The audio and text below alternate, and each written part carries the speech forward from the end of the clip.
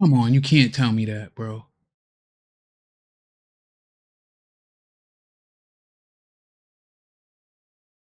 It should be two different ones.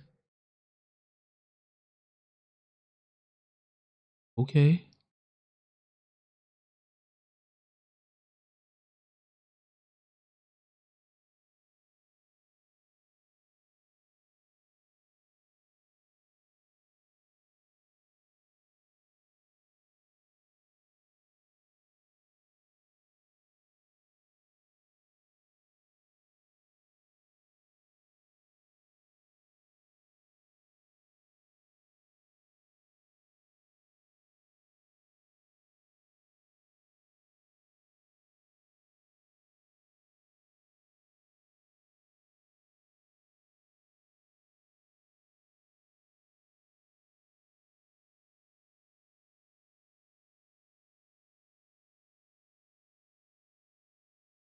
Peace.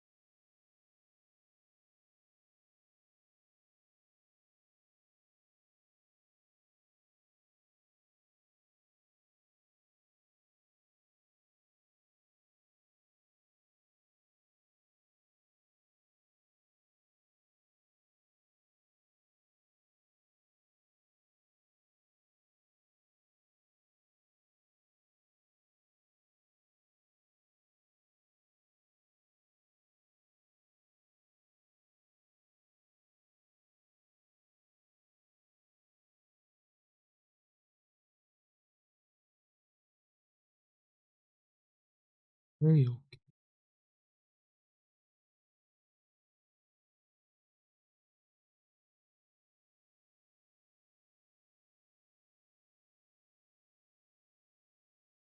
Poppin', what's poppin', what's poppin', everybody? Welcome back to Uncle Mo TV. Glad that you here. You could be anywhere else, but you here with me, so I appreciate that. Clear that chat so I can see what's up. As y'all can see, we gonna talk about Roland Martin and King Randall. Heated debate. This is a oldie but goodie. I just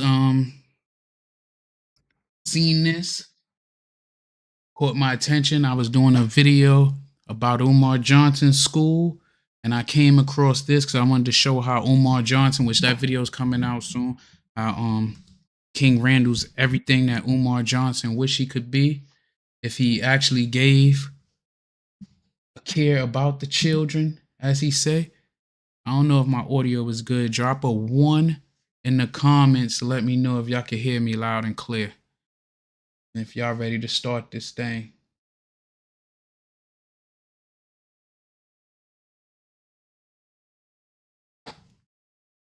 How we looking? Nothing in the comments, so I guess y'all can't hear me. Audio look like it's going.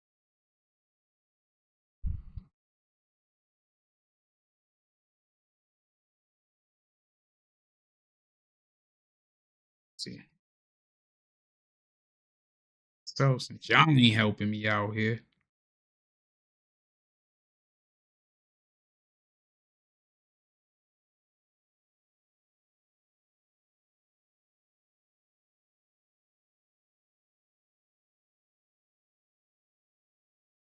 Testing. 1, 2, 3, 3, 2, 1.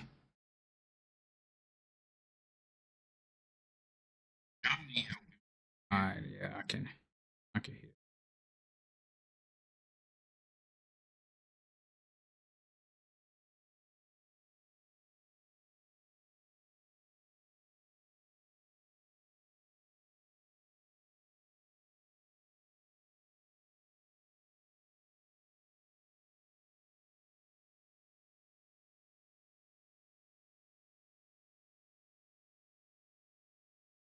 Let's go. Let's start this up, man. We're gonna hit play, man. More people come in, we get this engagement going. You guys' fight. First of all, there are multiple fights, there are multiple issues we could be concerned about. Yes, sir. I vote. Absolutely. Okay, so when you say you guys' fight, first of all, there are multiple fights, there are multiple issues we could be concerned about. Voting is one of those issues. Are you not concerned that Republicans in your state are trying to restrict access to the ballot for no reason other than they are pushing the lie that Donald Trump also pushed? Right, absolutely. I understand exactly what you're saying. However, again, that's not my fight. I believe. No. I asked you a question. And the question is this here. Do you believe Republicans in your state are wrong to be pushing this voter suppression bill? Can you give me the list of things that's all on the bill? Because I know you said the voter ID. Well, no. Here's a perfect example. This particular bill right here gets rid of no excuse absentee balloting. Republicans in Georgia passed no excuse absentee balloting 15 years ago, thinking it was going to help them. They're angry because you had people who voted for Joe Biden and Kamala Harris, and also John Ossoff and Raphael Warnock won. So they're changing the law because they're angry they lost at the ballot box. But for 14 years, it was fine until last year. Is that, again, do you consider that to be egregious on the part of Georgia Republicans? Why would they change the law because they lost? How about making a better argument for the voters? I agree with you. I do. I agree with you. I'm not against you there. I definitely think that is an issue that I believe you guys could fight. But that, again, voting is not my issue to fight. I believe. So what's your issue to fight? My issue, I fight for young black men before they die. And that's what I do in my organization. I do teach them to vote, but I don't tell them that voting is going to be the be all end all. No one says the be all the end all, but it's a. I gotta agree with him right there. Is that He actually got a school. He got a program called the School for X down in Albany, Georgia, if I'm mistaken. And he's actually teaching them life skills, stuff that you actually need in your day to day and stuff. And Roland Martin, it all came out after the election that they was paying him. The Democratic Party was paying him the whole time. They put hundreds of thousands of dollars into his pocket to push their agenda to help with their campaigning. So real people that got the boots on the ground, he's trying to come at them because he's not going with them. He's not feeling the whole we need to wait for a savior. He feel like we could do it ourselves. Let's hear him out. Part of it. But you guys promote voting like it's just gonna change like the systemic outlook of the black community. That's not where it's at. We have to get out and go do for self in our own communities. So so define do for self. When I say do for self, you shared one of my tweets, my videos, and I was actually a big fan of yours, but you shared one of my tweets when I said black people need to stop begging the government and go and do for self out in our communities. You shared the video and called me an idiot. I didn't see anything idiotic about that statement at all. So when you say do for self, like what? Explain that. Okay, for example, here in Albany, Georgia, we complain about our school systems a lot. Many of our young men can't read. They have very horrible literacy rates. We don't have any rehab programs here for juvenile offenders. What I decided to do, I started a program 2 years ago, decided to do for self, and I started taking children into my home. I started taking custody of kids from juvenile court, and I started molding them and training them and teaching them skill trades, etc. Now I'm 21 years old. I just purchased a school here in Albany, Georgia to combat us being in the government-funded schools that are not teaching our children what they need to learn. So that's what I mean by do for self, simply getting up and going out and do it. So I beat the stereotype that I'm young, black in America, and I can't do anything because somebody's holding me down. Absolutely not. So a question. Teenagers went and go ahead. Me and some teenagers went and bought a school, and we just bought a school bus simply from going out and doing work. We decided to go fix our own communities. I'm not expecting anything from no politician. I'm not expecting nothing from Donald Trump, Joe Biden, or nobody. We're going to go do it for ourselves, and that's what I believe we need to be doing. I can vote, sure, but nothing's going to change in our community. So you went to the juvenile court system. Is that not government? Absolutely. So when you say, so you see how he tried to gaslight him. He said his whole goal is to stop children from going through the system, from getting in trouble, for getting locked up. That's his goal, is to stop them from going through the system. So if he's trying to save the children, right, why wouldn't he go to the courts and try to get them out of the court system and help rehabilitate them and actually give them some rehabilitation? Like Roland Martin is disingenuous with that, but let's hear him out with his BS. So you went to the juvenile court system. Is that not government? Absolutely. So when you say purchased a school, and this school is going to be what? Private school, charter school? What kind of school is it going to be?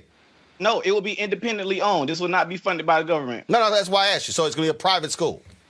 Yeah, absolutely. It'll be a boarding school. A boarding school. And then for the folks to be able to afford to send their kids to the boarding school, what kind of mechanisms are they using in Georgia? Their own funds? Are they using school vouchers? What are they using?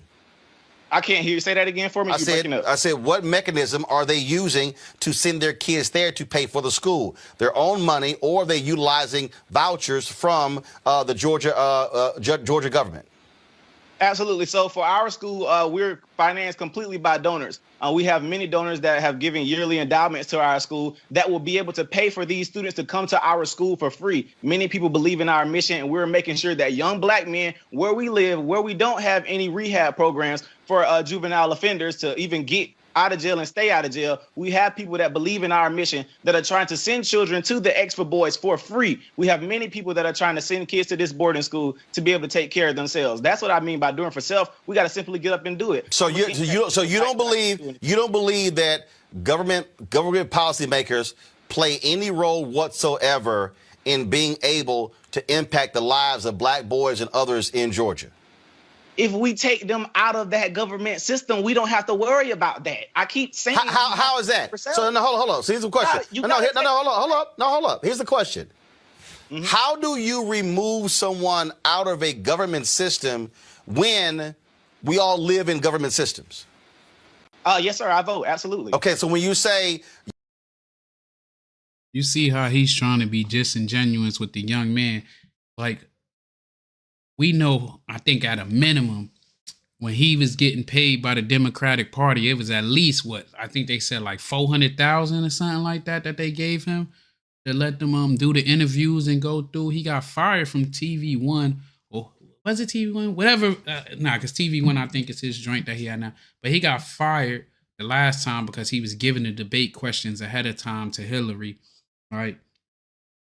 We know Roland Martin is disingenuous and he's not really trying to look out for the community. He's trying to look out for lining his pockets. And I think that shit is very sad that this middle-aged, high-calorie man didn't want to give to the young brother and trying to discourage him that's actually going out there and trying to save the youth and stop them from being repeat offenders.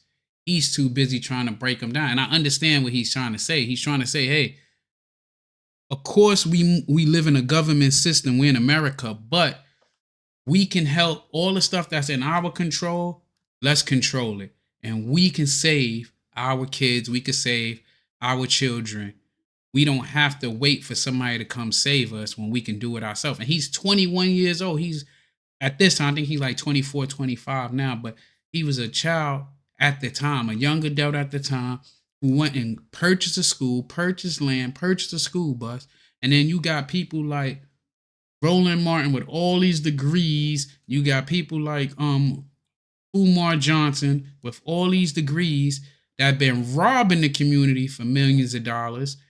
They're not holding them accountable. They don't care about that. They just want to hold one of the few young men that's out there that's doing something. He's not in the street. He's going against the stereotypes. Me personally, I wouldn't give a damn if he was a conservative,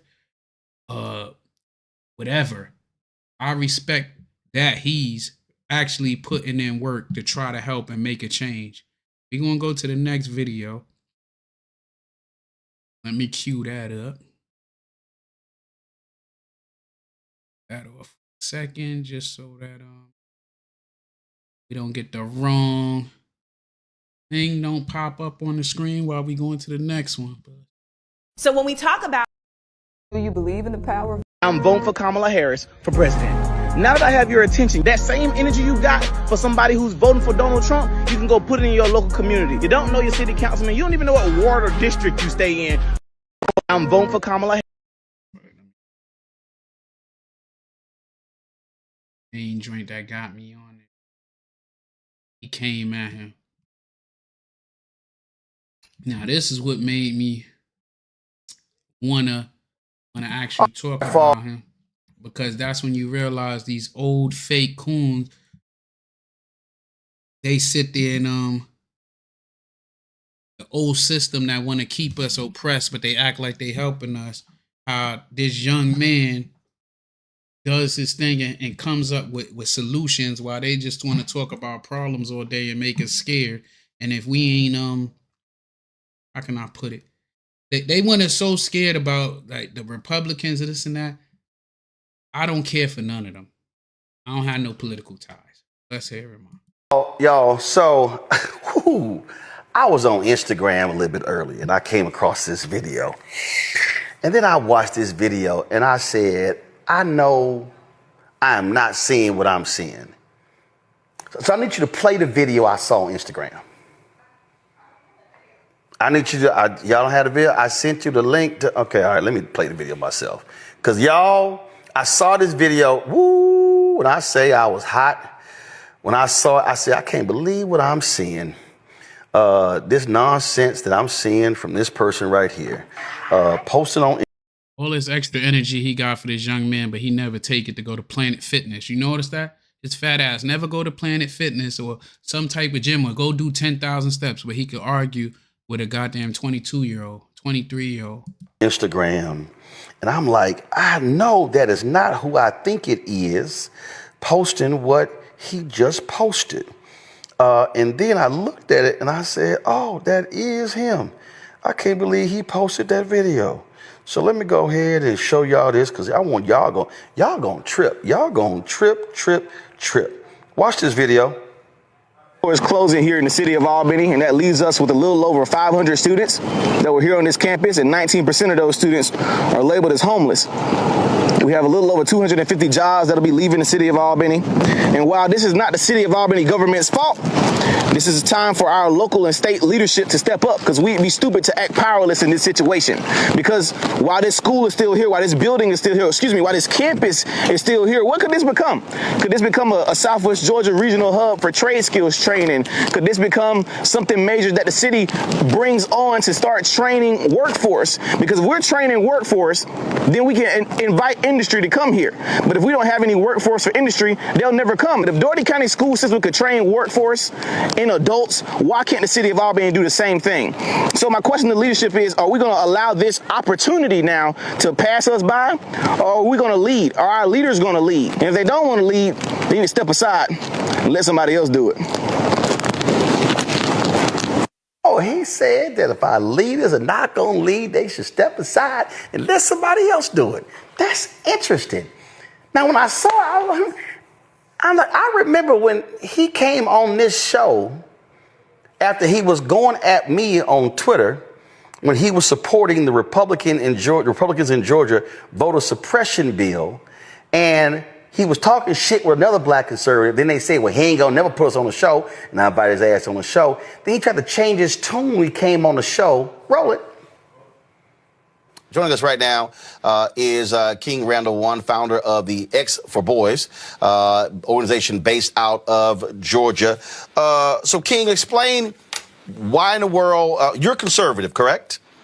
Yes, sir. So please explain to me why this bill, why Republicans are pushing for a voter suppression bill when last year. All right, y'all. So I was on Instagram.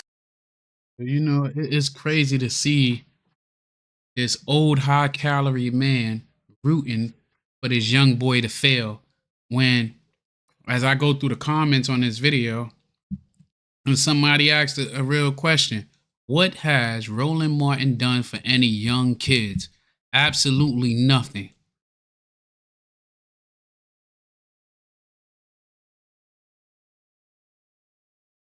Another lady, Smiley. That's right, Randall. Help make things happen in the community. Somebody said Roland's going to hold you accountable. They say you need to hold yourself accountable instead of picking on a young man who is helping young men in his political party constantly annoyed. So in other words, how are you bashing this young man for trying to clean up his community and trying to provide for his community while the Democratic Party doesn't do anything for the community?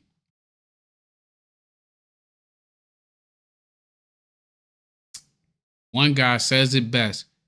So let me get this right. Here's a young black man trying to invest into our youth with little to no help. And here you are taking things personal because you have a different political view. We all should stand behind him and provide different resources from our community to build him up, not bring him down. We have let voting Democrat divide us and other people. Help this young man help other young people. I agree with him, bro. We letting political views divide this whole country. It don't even matter if you're the black community, white community, or in between. We are letting simple political views, or my opinion, differ from your opinion, and we're letting it divide us, and we're letting us make us feel that we're less than, you know, when we all need to just take a second back, see the situation that we're dealing with right now as a whole in this country, and try to unify by the best means we can. But it's crazy to see somebody like Roland Martin find pleasure in tearing down a part of the black community, but then he'll scream that he's for the black community and this and that. But he always take pleasure in them I told you so moments or wanting to see failure within our community. You always see him do that shit, that he always act like he's for us, and then you find out later that the agenda that he was pushing, he was getting paid to do it. And then he gonna sit there and gaslight you like all these other companies just taking money. We don't want to hear that. If you believe in a candidate, they don't gotta pay for your beliefs. You should be contributing to them because you believe in it. I'm voting for Kamala Harris for president. Now that I have your attention, that same energy you got for somebody who's voting for Donald Trump, you can go put it in your local community. You don't know your city councilman. You don't even know what ward or district you stay in, but they got you so hyped up about the presidency, and they do this every year strategically to keep you distracted from what's really going on. Your local politicians know you don't care nothing about what they're doing, and that's what affects your everyday life. Stop being so caught up behind this dang on presidential election and focus on your local politics. It's kids that can't read. It's people that need help. It's local boards that you could get on to affect your everyday life. It's you can go visit your city commission meeting, your county commission meeting, and go to your board of education and see what's going on. Most of their meetings are public, and you have no clue about it. Go figure out who your superintendent is. Go figure out who your county commissioner. That's a good point too, man. Most people don't understand that their local government dictate a lot of their everyday life. And the only time they want to vote is every 4 years instead of going out in their community and demanding change and demanding their political representatives to actually stand up and do their damn job. Because the only time you see them is when it's time for elections.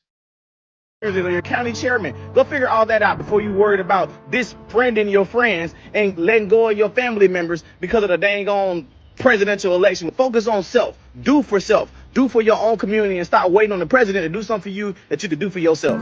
I'm voting for Kamala Harris for president. Do you believe in the power of voting? Do you think it's not important? I believe it's important. I believe it's a tactic, but as far as it changing anything like major in our communities, absolutely not. There's no one piece of legislation paper or anything that a law or I disagree with that. I believe that legislation and laws change everything. We wouldn't even have the Civil Rights Act if we didn't get out there and vote and demand that we get civil liberties. So, I mean, I do disagree with that. I feel that we should go out and vote, and we should. But I feel we need to hold our vote hostage, and we need to actually get these politicians, these fake-ass community leaders and all of them to stand up and actually demand some tangibles for our doggone vote, you know? That's what I believe in. Vote has done to change anything major in our communities. Actually, what's up, my guy? Absolutely. Our Civil Rights communities. Act? Oh, Voting Rights Act. Affirmative action. I don't care about no representation. Go look at our communities. I don't care about being represented in government. I don't care how many black faces you put in a high place. It's still owned by those same people who want to keep us down. So I don't care about those black faces in high places. If we don't own those high places or run those high places, I don't care who's in there. I don't care about representation. That means nothing to me. I believe in the things that we own. We can have a whole black school board, but who owns that school board? So I'm just like, we have to. What up, Dominique? Appreciate you tuning in, my brother. Create our own systems, create our own banks, hospitals, etc. Do you believe in the power of voting? Do you think it's not important? I believe it's important. I believe it's Yeah, man. Roland Martin, I noticed that, man, especially after that last election and we found out that he was on the take and he was getting paid for all this stuff, that I realized he wasn't for us. He was for lining his pockets. And he just wanted everybody to vote Democrat. I feel, personally, we need to get rid of both of the political parties and start fresh. Start fresh. And like, I'm an independent, and I noticed that they make it so hard for anybody else to get on the ballot to give you any options, because a lot of people think that it was only two people in the whole thing. Like Jill Stein was there, a lot of people was fighting, and then it's a reason why they fight so hard to keep other people off the ballot. So when we talk about Yes, sir, I vote, absolutely. Okay, so when you say my granddad always told me growing up, he always 21-year-old buys 40 acres of land and builds a school for boys.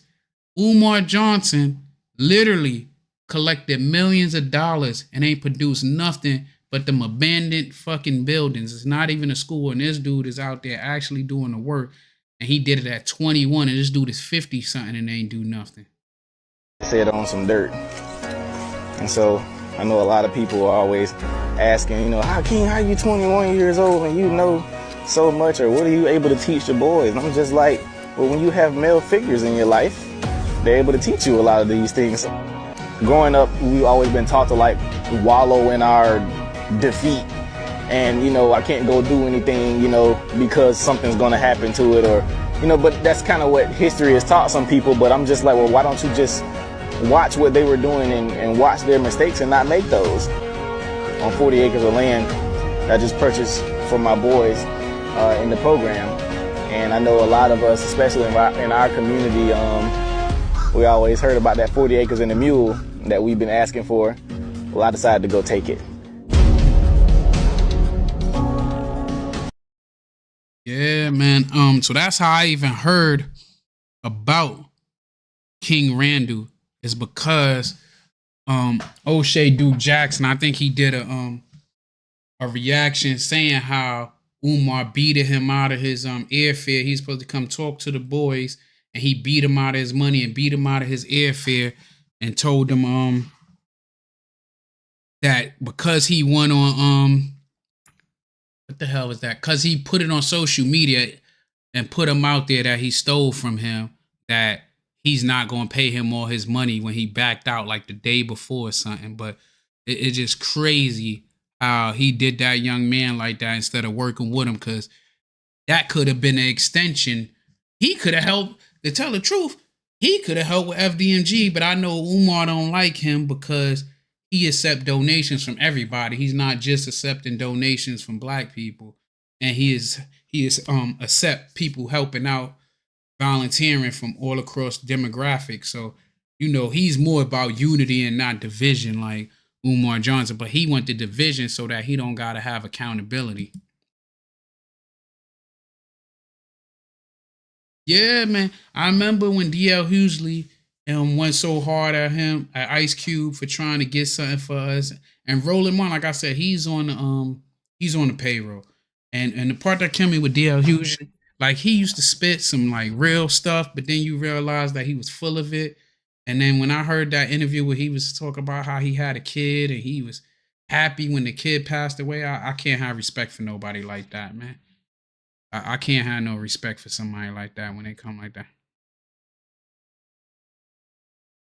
And it's crazy because even inside of this shit, that's why I say we need to get rid of all these political parties. Like, even inside of the comments in this, it's people like, oh, he's not a Republican, he just want Republican money. Oh, don't donate to him, we need this. Oh, like, it's so many people that's hating on him, it makes no sense. Gentlemen, help me welcome Mr. King Randall.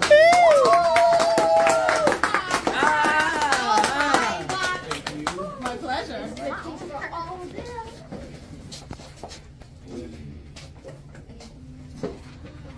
Greetings, everyone. Oh, yeah, I see. He showed you your Randall donations. the founder of the Extra Boys program and a proud student from the Inside Out School of Etiquette public speaking class. During my sessions, I will make every effort to overcome the fear and intimidation because I am good enough and I believe in myself. I will not be intimidated by any audience member because they are no better than I am or more deserving to be in this room. Therefore, I will shine and deliver my speech with confidence. I now believe I have the confidence to deliver a speech with ease while demonstrating the protocols learned. I am grateful for this opportunity to develop my public speaking skills. Again, I am King Randall. Thank you so much for your attention. Gentlemen, help me welcome. Bruh, is Roland Martin okay? If y'all remember a few years ago when he and King Randall, who's from Albany, Georgia, they got... That's the thing too. Like, we see King Randall out in the community, and like, if I was starting a school, right? Let's say I was Umar Johnson, right? If I was starting a school, I will take help from every direction that's legal, and I would have no problem being transparent and showing people where the money's going, where it's coming from. Like, I would be completely transparent. Some of the money I would have took and put it into training for the staff that I want to come work at the school. And then it shouldn't even be a mystery if he's qualified or not to, if he got the degrees or he got anything, you know what I mean? Because it should be, especially when he be in there doing all his stupid lives and they say, yo, you're not a doctor. He should be able to just go right over to the side, pick up his degree and be like, yo, blah, blah, blah, here goes my degree. But he can't do that because I don't think he got one. I think he might got a bachelor's and all that joint, maybe a doc. I don't know. I don't know if it's true if he got it or not. I can't call it, man. I know I looked up if he was a principal and I couldn't find anywhere where he was a principal at. Not one.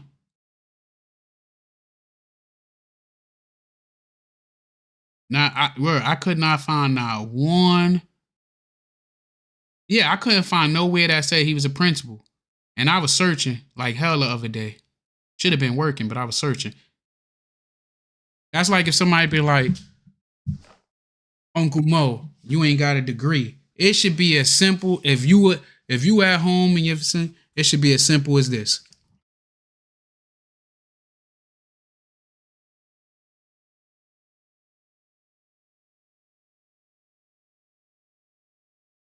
I cover my government, but you should be able to just go right there and pull it up, you know? And it should say, you know, I got my joint, what? Supervision and management. I got my joint, you know?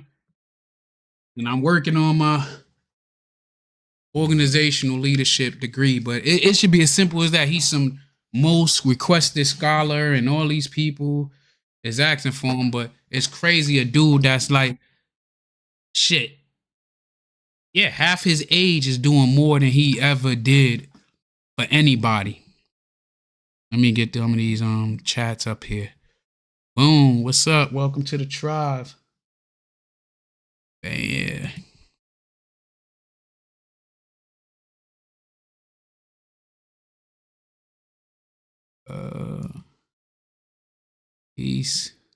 Yeah, but he's not transparent on. Like I seen recently, before the school year started, people donated book bags and stuff, and he went live and showed him packing it up, and even the extra supplies he got, like toiletries and stuff, he sent it home to their parents and stuff.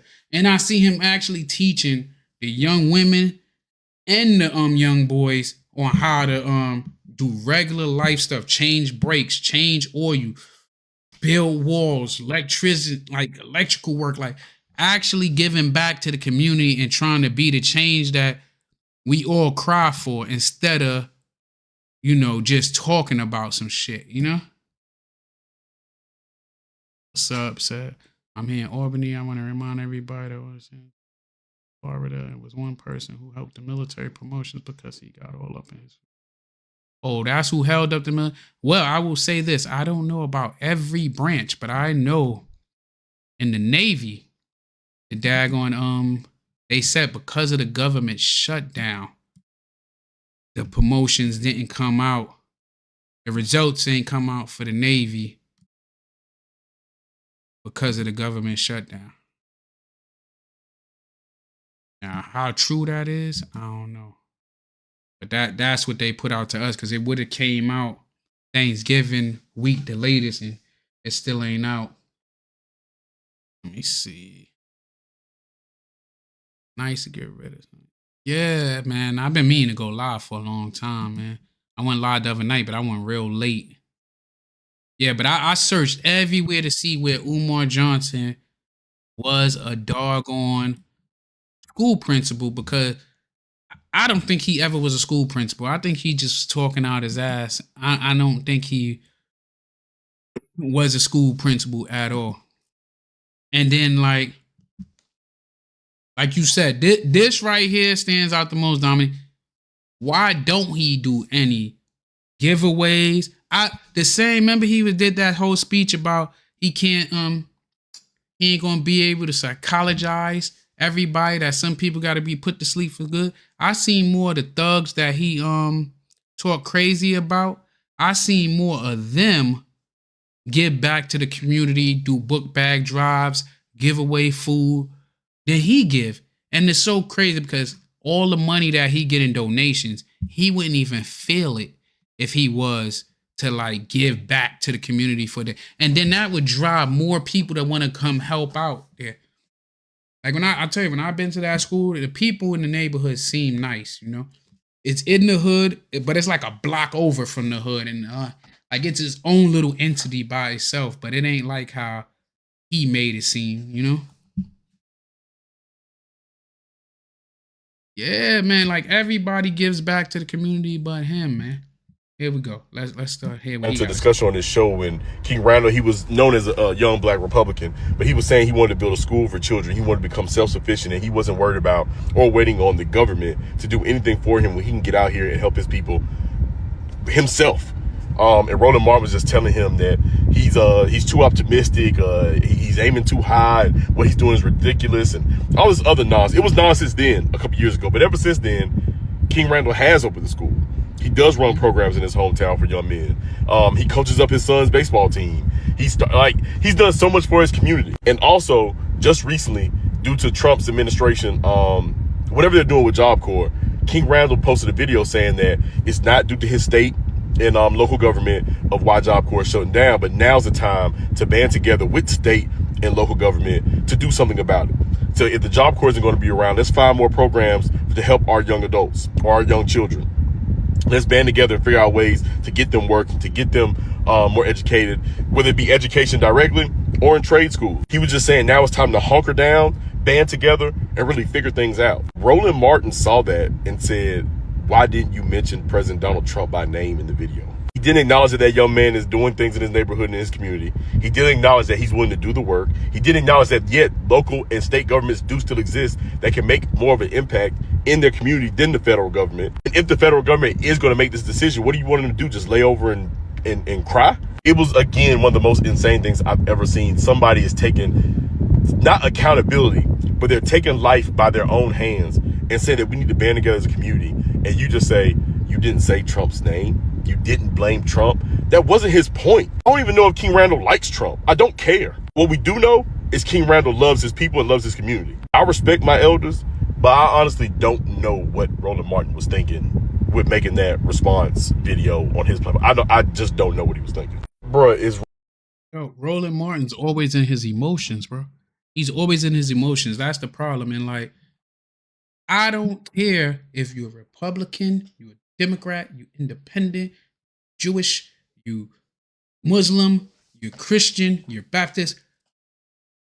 If we're for the community, it's going to take people across all of those barriers to make it better, bro. And like me, I ain't gonna lie, I live in a predominantly mixed suburban area, you know?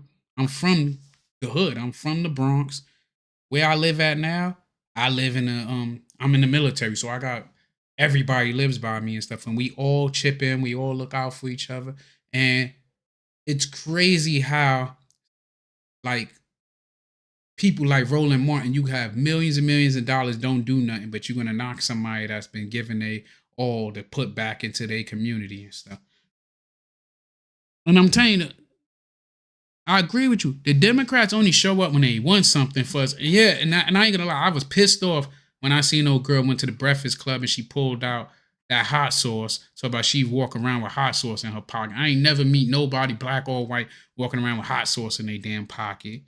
And as far as Roland Martin being a little sassy, remember he was doing one of them debates and his screen like turned and there was a naked man on there. So fits the description, you know. He actually fit the description, so I went. Yeah, he's definitely bought and paid for. When they showed Kamala all her receipts for everybody she paid, ain't nobody really pushed the agenda that they really cared about her or really wanted her to be the president. Because if she ain't paid them, they wasn't trying to give no support, you know. What's going on, family? This is King Randall. First of all, I know people have had a lot of questions about the actual school building itself. And what we were planning to do after the vandalism and after the storm came and damaged things. Our local city officials decided to come put us out last year. I told you guys about that. They deemed it unsafe for us to be there, even though, again, things were fine. We have a lot of work that we have to do to this building. We raised almost $1 million the year before the school started. And what we did, you know, with that, we made so much happen. Obviously, you can see the building looks 100% better than it did when we first purchased the location. We still have other projects that we're working on. I'm telling you, I should have named this video King Randall is everything Umar Johnson is not. Because look at that. Umar vandalized his own abandoned building that had his own stuff from his house in it. That, like, first off, Umar the only one in the year 2025 with a big back TV, bro. Like, that shit's probably like 80 pounds by itself. And then he had them whack ass Air Force Ones in there. And it looked like he threw the van. Like, I've been to the school, so there's no way in hell he was filming outside and didn't see nobody get into that damn raggedy ass abandoned building. So I don't know what and kids is nothing like when you over there, it's no reason like for kids to even play right there. They could play around the corner, they could go up the block. They wouldn't want to play on that dirty ass shit. You know what I'm saying?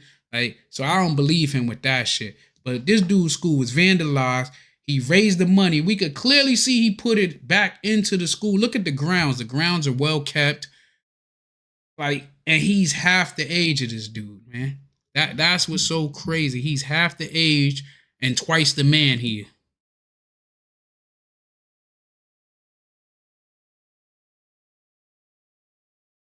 Yeah, remember when Roland Martin was doing that shit? His laptop flipped around and it showed that he did it. That's crazy, man.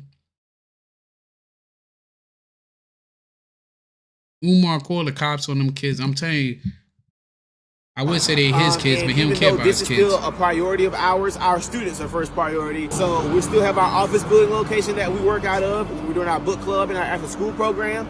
We're putting basketball goals out there. We're getting painting done, landscaping for our students out on that side of town.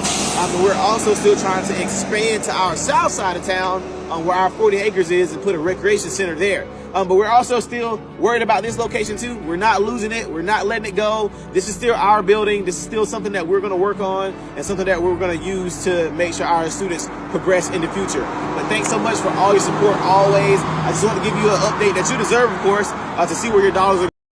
And look at that. He giving you an update that you deserve. And he putting this out to everybody. He ain't say, if you ain't donating, you ain't getting nothing. He putting this out to everybody and letting them know, hey, I am letting y'all know I am transparent. I'm here to let you know this is the school. This is what we trying to do. This is where your money went. That's transparency right there. That's why I said he's half the age of Umar, but twice the man, man. Like, that don't make no doggone sense that he need to mentor Umar. That's what he need to do. He need to mentor Umar because Umar obviously wasn't raised by a strong male. Yeah, Umar wasn't raised by a strong male because Umar, he's a liar. He's a womanizer. He don't care about the black community. Don't let him fool you. This is his hustle. That pro-black shit is a hustle for Umar. He do not care about us. And believe it or not, I think if it ain't blow up with that Snow Bunny forever for him, he'd be messing with them on the low, man. He probably is already. But he would definitely be out there.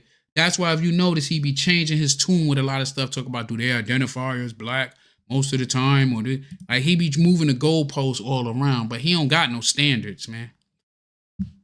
And like, I was watching like an old video popped up when I was doing research from like 6 years ago, where what happened to Common Sense pointed out things with Umar, how Umar was going to churches getting cash donations, and how he get money from the mailbox that people mailing into. Well, everybody who just came in, I'm speaking with.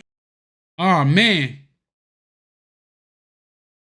So I did not know that he did, because I'm just going through everything King Randall. I did not know he did something with this guy, which I think he's a fraud too. I think that Boyce Watkins is a fraud too. He do fraudulent behavior, in my opinion, because if you got a website and shit, you don't need 50,000 websites to get your training point. And then all he do is, you could tell he was the dude that got slapped up and put in his locker as a kid because he has a problem with masculine men. Like, he has a very problem, like a big problem, and he makes it like he loves the downfall of other men. And I just hate haters, bro. I hate haters. And that's what he is. He's a hater. But let's hear what he's saying. And I like how the young man is making his rounds and shit. And even with him, to like boost the community, like I will work with him to get the bigger, because I could put that past me my opinions, personal opinions about stuff, but he's a hater, bro, and I don't like a hater. Oh yeah, I heard about the brother offering him deaths and he didn't want to take it. King Randall, he is the founder of the, I want to say it right, the X, say it for me so I don't say it wrong. You good? The X for Boys program. X for Boys program. Okay, I'm gonna write that down so I don't mess it up. Because I've always said the X School for Boys. Yep. And so, so that's not the actual school, everybody. The school is called the Life Preparatory School for Boys, and I'd like to learn about that. So tell me about the Life Preparatory School for Boys. What's the purpose? Sure, absolutely. Well, I'll start with the X for Boys program so people can differentiate. So the X for Boys program was started in 2019 when I was 19 years old. I took 20 young men to the city of Atlanta, Georgia on a field trip there to the Center for African American History and the Center for Civil and Human Rights. I took them there, and the reason I started this organization was because many of the young men in Albany don't have any rehabilitation programs for juvenile offenders. There are no programs here except for online therapy that they only do for 3 months for 1 day a week, and I think that's not going to help with recidivism. I believe they needed more consistency. And that's what I started doing. I started it out of my house. I started teaching them how to work on cars, taught them how to change oil and brakes, taught them how to change ceiling fans and toilets, paint houses, welding, firearms training, how to grow your own food. This is what we did for our first and second year. Then I started housing some of the children at my house. I started boarding some of them, and discovering that a lot of them couldn't read and write was where I got the idea to start the school. So in 2 years' time, we've been raising money. We first went viral, and then we started raising money online. And then, we got to buy a resource center, which is where I'm sitting now in my office. And we have 40 acres of land that we. Yeah, I gotta find that interview so I can watch that one. Thanks for give me the company and Jack. I bought this a couple of years ago, man. At least 10 years ago. Probably longer than that because I've been living here for 10. I know I bought it from I think Marshall's or one. TJ Maxx. I know I got it for a good deal when I did get it. I appreciate that, but yeah, let me finish letting him. Purchased back in May of 2021. That's where we'll teach the boys how to fend, for themselves, grow their own food, live off the land. And then also we purchased our school, our 41,000 square foot school, basketball gym, 25 classrooms, cafeteria, etc. We purchased that back in November. And right now we're in the process of renovations. You can go on my social media pages and see everything that we've been doing as far as renovations. All of our bank statements are online, everything. That's why Umar don't like him. He gave the blueprint on how to be transparent and what's going on. And he can't help himself because like he told him, he's showing you the renovation step by step because he's doing it smart because as he was renovating that school, he was able to teach the kids why they was renovating it, like Habitat for Humanity type stuff. Like it's programs out there that can help you get the stuff going and shit. And Umar ain't trying to do none of that shit, man. Umar could have laid down the damn floors himself and definitely he could have did a lot of stuff himself and had it going.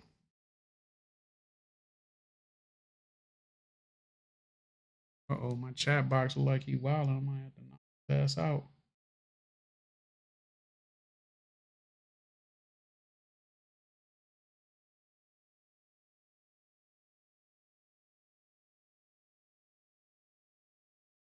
Yeah, man.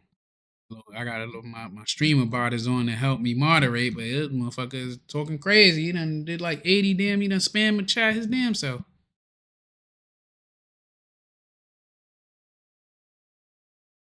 But yeah. Need to see from us financially, whatever, everything's there. Complete transparency from us so everybody can see everything as far as what we're working on, our Amazon wish list, whatever. That's kind of where we've gone to since November, and we'll be opening September 2020. All right. Well, everybody who just came in, I'm speaking with King Randall. What I do is I get a lot, man. That's my spot, bro. That Burlington Coat Factory, TJ Maxx, Marshall's, Burlington Coat Factory.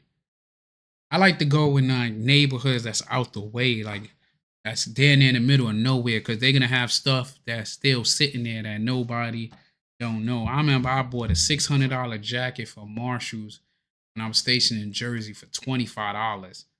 And I literally seen that same jacket in New York a couple of hours before. I wound up buying like all of them and then sold them shits online. Like, look at this ceiling tile. Look, yeah, them ceiling tiles been sitting there in that floor for months.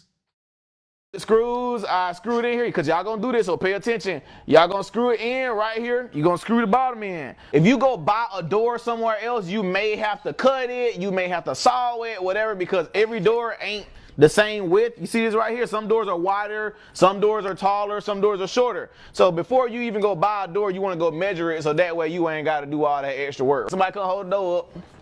One person wanna hold the door up. Somebody else coming. Hey, got a drill right here? All right, somebody tall enough come. He actually teaching the kids in the community how to, like, real life skills on how to do it, real ways to survive and how to take care of themselves. He ain't sitting there talking that Snow Bunny forever, Black Queen. He ain't doing all that trying to feel on our emotions. And he's actually trying to teach life skills to the young men that can help them out. Things that could save them money in the future, and also how to build and give back to the community on their own, how to be their own saviors. So you got this hole right here. I'm gonna hold it for you for a second. Do not press the button all the way down. You hear me? Yes, sir. What I just said back there in the back. So do like this? Yeah, you. Yeah, you. Accountability. What I just said. You got one more time. You might as well go on home. Cool? Make sure it's turned going to the right, because righty tighty, lefty loosey, right? All right, so we're gonna push it on this side. All right. Okay, now, all right, so look. All right, so now that you got it in there a little bit, now you can change the pressure. So push it on the screw. And do it on it. Hold on, wait, push it on the screw. Yeah, I say make sure it's lined up. There you go. All right, now screw it. Go. All right, listen. So, hey, look. So I want you to watch what he's doing. So what just happened was he didn't have a little pressure on the screw, right? Yeah. So what he gonna do? He about to say it. So what he gonna do is, if he press this screw down, if he press that button down too hard on that screw, he gonna strip it. What do I mean by stripping the screw? It ain't gonna screw in no more. It ain't gonna be able to screw no more. What I do is I get the screws, I screw it in here, because y'all gonna do this, so pay attention. Y'all gonna screw it in. What's going on, y'all, man? So I recently came across the post from King Randall. He posted on Twitter that his school has been vandalized. This post hurt me because it was done by the people that look like us. He noticed a broken window.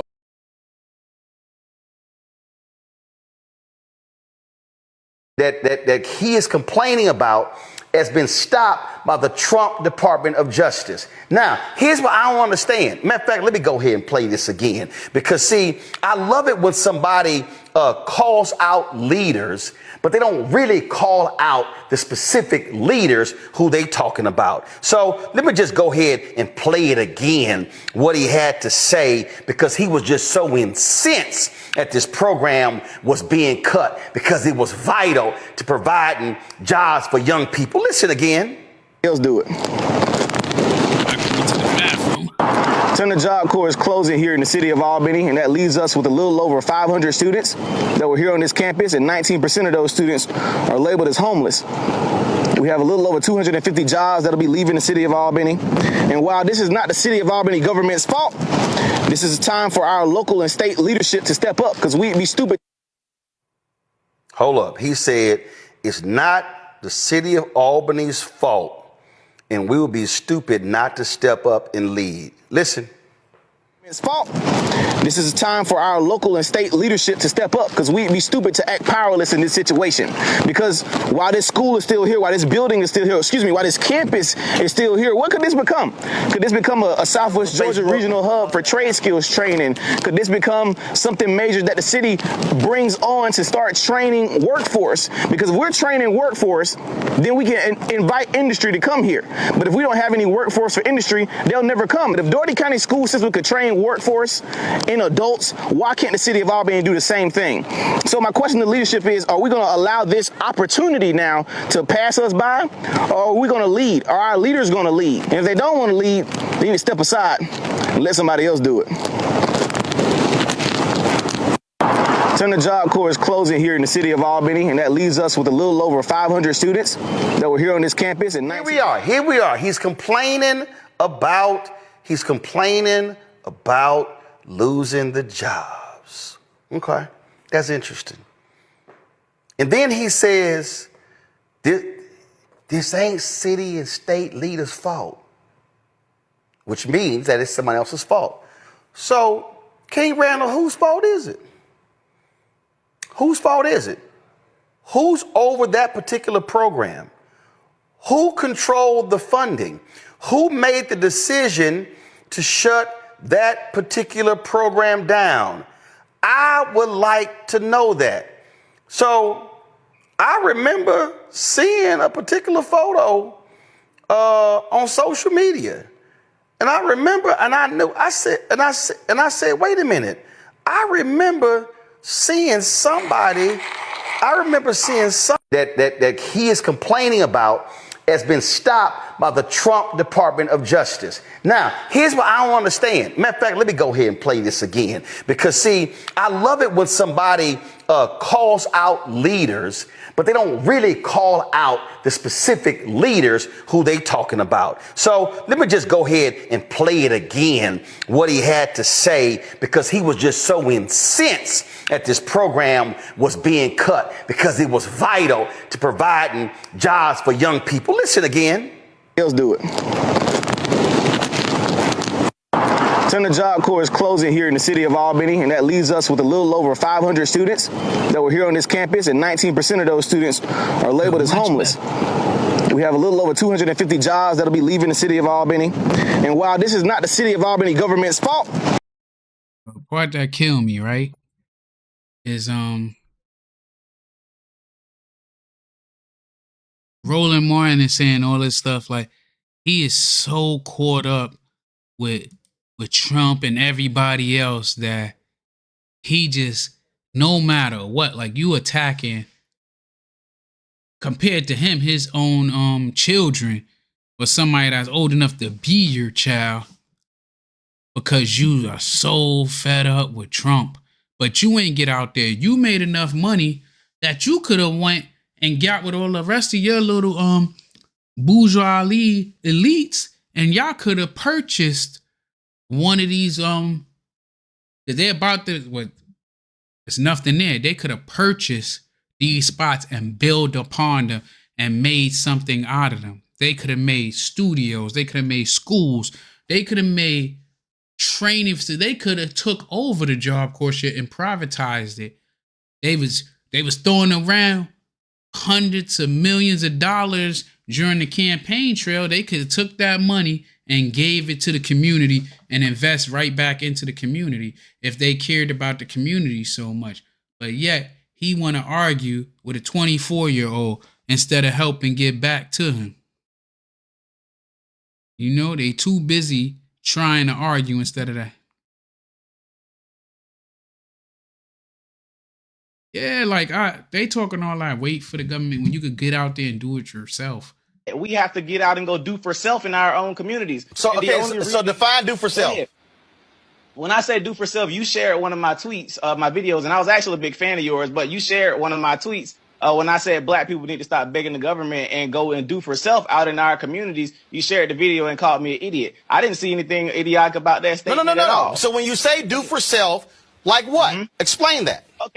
Okay, for example, here in Albany, Georgia, we complain about our school systems a lot. Many of our young men can't read. They have very horrible literacy rates. We don't have any rehab programs here for juvenile offenders. What I decided to do, I started a program 2 years ago, decided to do for self, and I started taking children into my home. I started taking custody of kids from juvenile court, and I started molding them and training them and teaching them skilled trades, etc. Now I'm 21 years old. I just purchased a school here in Albany, Georgia, to combat us being in the government.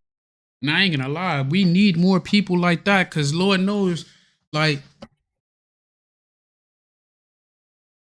Dad, I was one of them at-risk youth. I was one of the at-risk youth that was running wild and crazy in these streets, that if I had the right mentorship and stuff, I probably still been bad because I was just a bad kid.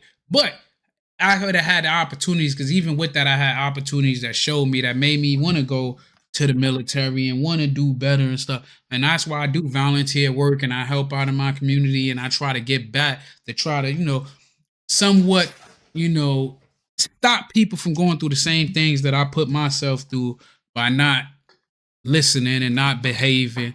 But we see a young brother that didn't have to go down that road and want to stop other people from going down that road. And the only thing he could do is bash him. When he accomplished more at 21 than we got 50-something-year-olds that's getting millions of dollars of donations. Man. Government-funded schools that are not teaching our children what they need to learn. So that's what I mean by do for self. Simply getting up and going out and do it. So I beat the stereotype that I'm young, black, in America, and I can't. Look at his stupid face. All our money is going to eating. That's where all our money is going to food. Look at his stupid face. And he's upset. But the young brother's passionate and he's believing what he's actually doing and he's putting action behind his words. And do anything because somebody's holding me down. So, Absolutely not. So a question. Teenagers went and go ahead. Me and some teenagers went and bought a school, and we just bought a school bus simply from going out and doing work. We decided to go fix our own communities. I'm not expecting anything from no politician. I'm not expecting nothing from Donald Trump, Joe Biden, or nobody. We're gonna go do it for ourselves, and that's what I believe we need to be doing. I can vote, sure, but nothing's gonna change in our community. So you went. We have to get out and go do for self in our own communities. So so define do for self. All right, disclaimer, Dominique. That at Go Get His Music, that's my chat box. So it will ask you questions. I got to change his personality some, so you ain't got to go back and forth. That's my chat box. And if you see him and Lady Luck or somebody, that's me. I'm logged on because that's my phone, you know? But that's my chat box. It's just logged in as my other account. So you ain't got to go back and forth with him. That's Chat GPT going back and forth with you. So if you ask questions, it will answer it. But it's coming from Chat GPT. I said GP. From Chat GPT. Yeah. When I say do for self, you shared one of my tweets, my videos, and I was actually a big fan of yours, but you shared one of my tweets when I said black people need to stop begging the government and go and do for self out in our communities. You shared the video and called me an idiot. I didn't see anything idiotic about that statement at all. So when you say do for self, like what? Explain that. Okay, for example, here in Albany, Georgia, we complain about our school systems a lot. Many of our young men can't read. They have very horrible literacy rates. We don't have any rehab programs here for juvenile offenders. What I decided to do, I started a program 2 years ago, decided to do for self, and I started taking children into my home. I started taking custody of kids from juvenile court, and I started molding them and training them and teaching them skilled trades, etc. Now I'm 21 years old. I just purchased a school here in Albany, Georgia, to combat us being in the government-funded schools that are not teaching our children what they need to learn. So that's what I mean by do for self. Simply getting up and going out and do it. So I beat the stereotype that I'm young, black, in America, and I can't do anything because somebody's holding me down. Absolutely not. So a question. Teenagers went in. Okay. As you can see, Roland Martin is very passionate about going back and forth with this young man, you know? For a lot of people that's just tuning in, I appreciate you tuning in. Hit that like button, double tap your screen. Say what up. I'm on 2 streams, but it's the same get up. It's 74 people in the building, and I only see like 4 likes. But I appreciate if you do it. But yeah, Roland Martin is real sassy, man. But I'm gonna ask my people real fast on, you know, the difference between them two, you know? Let's see. Chat GPT. Hey, I'm here. Just let me know what you need. All right, little Mo. Can you please give us like a brief description on King Randall and what has he done for his community? Absolutely, Uncle Mo. So a quick rundown on King Randall. King Randall is a young community leader based in Albany, Georgia. He founded a program called the Extra Boys, which is essentially a school and mentorship initiative aimed at helping young boys in his community, especially those who are considered at risk.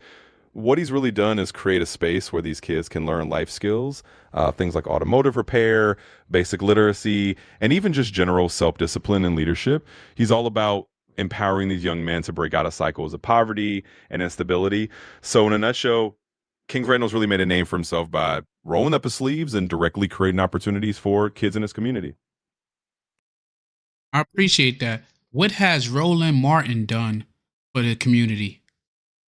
Absolutely. So Roland Martin is pretty well known as a journalist, commentator, and media personality, especially in the African American community. He's hosted and appeared on a ton of shows, but a lot of people know him from News One Now and his current digital show, Roland Martin Unfiltered.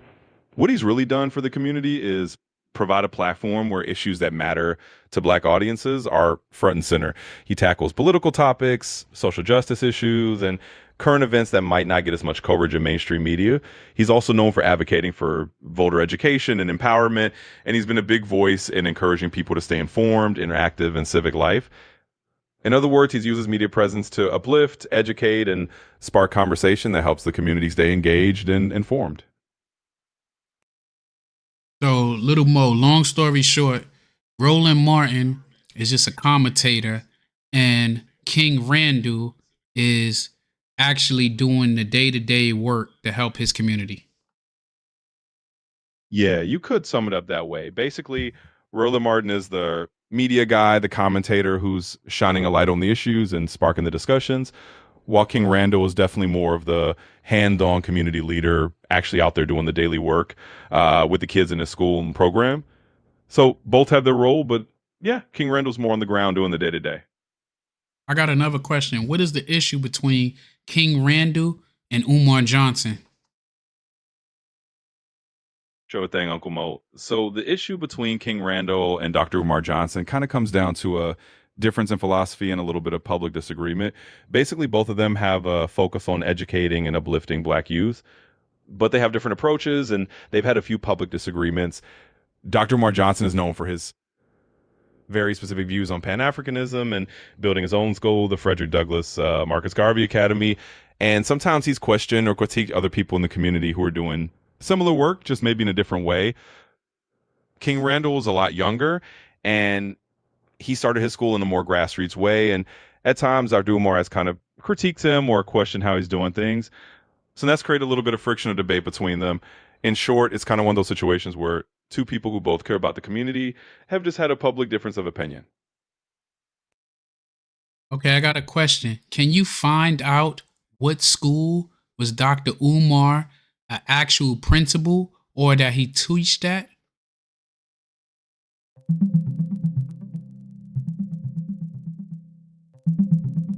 So here's the scoop, Uncle Mo.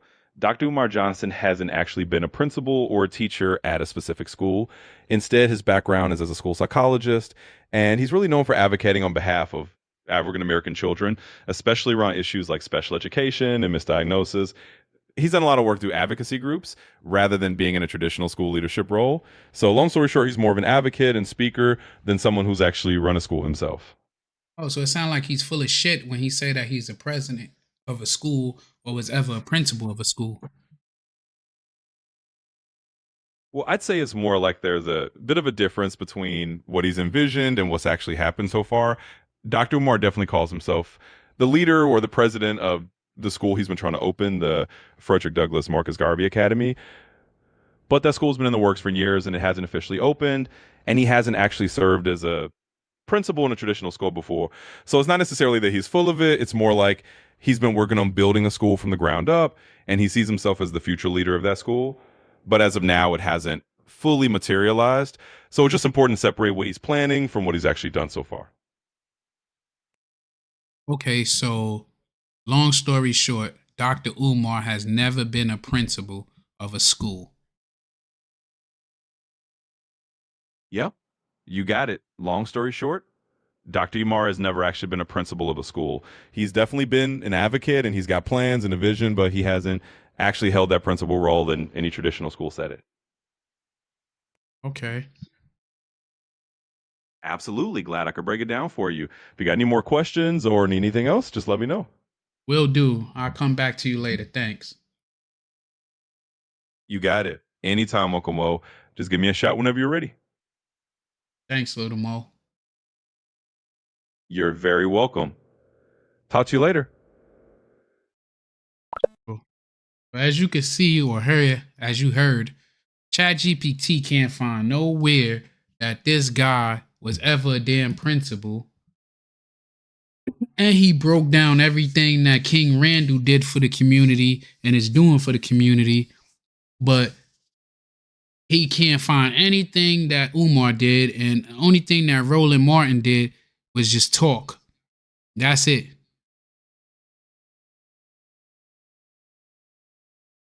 We listening to double speak? What are you talking about? Please explain yourself.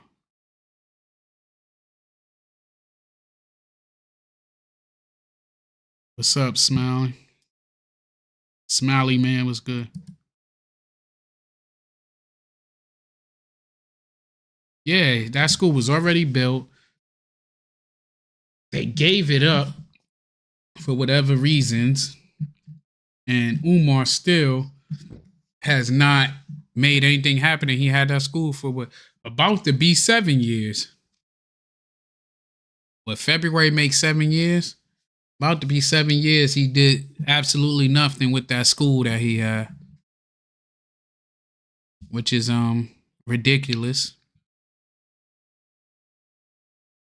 But somebody wanted me to play the clip again, so let's play this clip. Go ahead. Me and some teenagers went and bought a school, and we just bought a school bus simply from going out and doing work. We decided that we have to get out and go do for self in our own communities. So so define do for self. When I say do for self, you shared one of my tweets, my videos, and I was actually a big fan of yours, but you shared one of my tweets when I said black people need to stop begging the government and go and do for self out in our communities. You shared the video and called me an idiot. I didn't see anything idiotic about that statement. What's a tether and what's a FBA? I'm kind of confused on all of that. What's a tether and what's a FBA? And from there, I'll give you my opinion and my point of view. No. So when you say do for self, like what? Explain that. Okay, for example, here in Albany, Georgia, we complain about our school systems a lot. Many of our young men can't read. They have very horrible literacy rates. We don't have any rehab programs here for juvenile offenders. What I decided to do, I started a program 2 years ago, decided to do for self, and I started taking children into my home. I started taking custody of kids from juvenile court, and I started molding them and training them and teaching them skilled trades, etc. Now I'm 21 years old. I just purchased a school here in Albany, Georgia to combat us being in the government-funded schools that are not teaching our children what they need to learn. So that's what I mean by do for self, simply getting up and going out and do it. So I beat the stereotype that I'm young, black in America, and I can't do anything because somebody's holding me down. Absolutely not. So a question. Teenagers went and go ahead. Me and some teenagers went and bought a school, and we just bought a school bus simply from going out and doing work. We decided to go fix our own communities. I'm not expecting anything from no politician. I'm not expecting nothing from Donald Trump, Joe Biden, or nobody. We're going to go do it for ourselves, and that's what I believe we need to be doing. I can vote, sure, but nothing's going to change in our community. So you went. We have to get out. Well, he basically saying we need to do for self, and instead of waiting for a savior, get up and do what we can do our own self and shit. And Roland Martin, I think his beef with him is they losing the younger generation. The younger generation is not jumping on the Democratic plantation no more. And that's kind of why I want to know for old boy that said Heathers versus FBAs, because I feel like we are not at that point, and the black community cannot use any type of division, bro.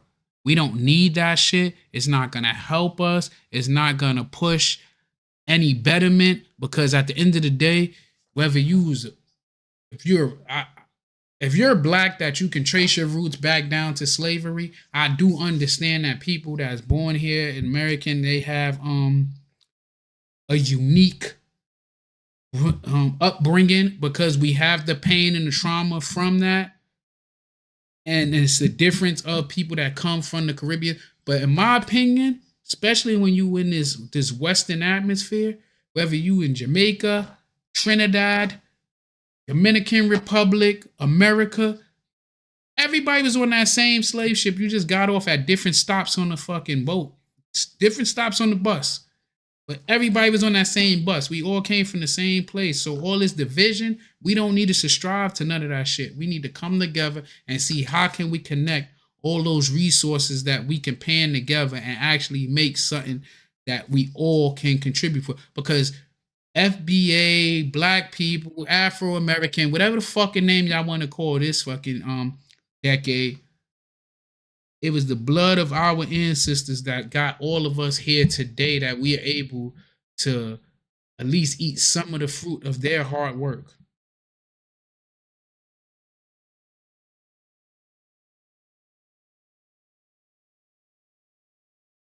What is this top 3 concerns of Black America?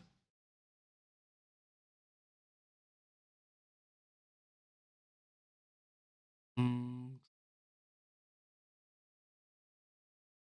not to skip over your joints. If your grandparents are not from here, we are not listening to you. Your parents, we're not listening. All right, so that's even hard to say, right? If your parents not, we are not listening to you out here, it's already up for you. What do that fucking mean? It's already up for you. What if your grandparent? What if your like paternal side is here and can trace back to slavery, and your other side can't be traced? Like, it's so mixed up that makes no sense, because I can speak for my family. My father's side can stretch back. They literally bought the plantation. My family bought the plantation that we was fucking held captives on. And we own it to this day. Like, my family owns that section of South Carolina where they was at.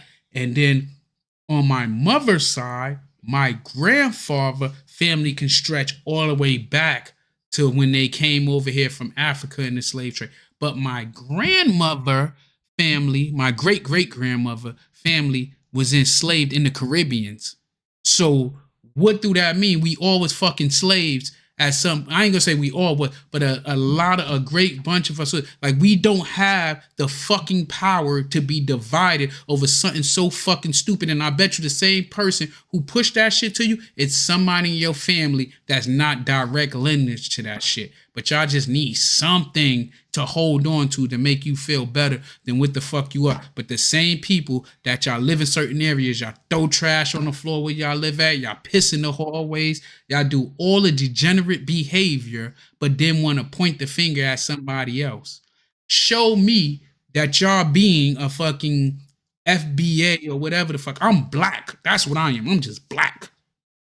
If you black from anywhere in the diaspora, I can relate to you. I'm just black, bro. All that other fucking striving to make me feel segregated from somebody else or better or less than, I don't subscribe to that shit. And it's up. What the fuck does it up mean? You ain't gonna do shit to nobody, so I don't know why people say that shit. It's up. Like, that don't mean nothing, bro. Or we could look at us and half of y'all never left America to even know the hardships that people are facing right now to this day. You know what I'm saying? Half of y'all never left America. I done traveled around the world 3 times in the capacity of work, and I done been places, and I done seen some wild stuff that I am very grateful that I was born, happened to be born here. I got family members that live in third world countries and shit. Like, we have first world problems, and we got time to fucking argue and fuss with each other over a motherfucker that was an ex-pimp that got y'all thinking that you're better than somebody, and we reading at a fucking average of a 6th grade level. Get the fuck out of here with that shit. Y'all got me digressing. Y'all bring me back to my old school ways, man. I'm not black. So what am I? If I'm not black, what am I? My family literally bought the plantation that we fucking was enslaved on. So when am I? If I'm not black, when am I? Because when I look in this mirror and when I go in a room, they see me as a black man. It don't matter if I got curly hair, wavy hair, or kinky hair. I'm a black man when I walk into any room. So what am I? And then if somebody can identify and say they can be a male or whatever the fuck, right? I can say I'm black. I don't see what's problem with that. Hood mentality. Need to get out and see the world and then understand that nobody gives a shit about FBA, African American, black. They see us all as the same. That is 100% true, bro. And I remember, like, one of my biggest issues I used to have when I joined and growing up in the military is how Afro Hispanic people did not see themselves as black. You speak for you, Tever people. Ain't no real. I'm not a nigga, so I'm cool with that.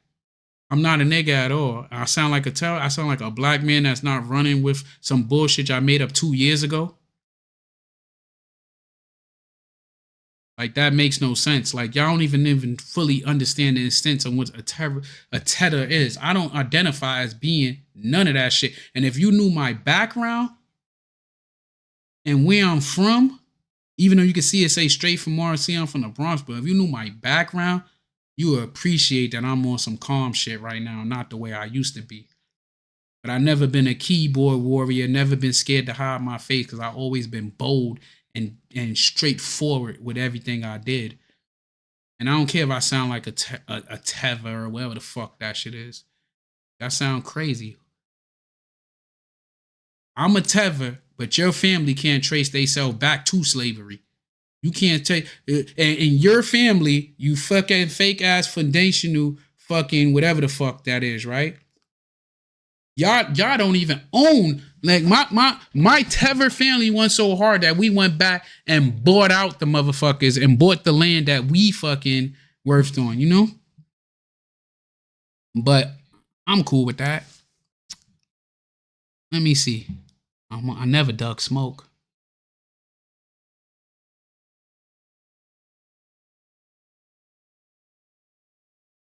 Appreciate that. Yeah, you sound like crazy, man. I sound like a Teva. I will not listen. I love my fucking family from my father's side. That's from fucking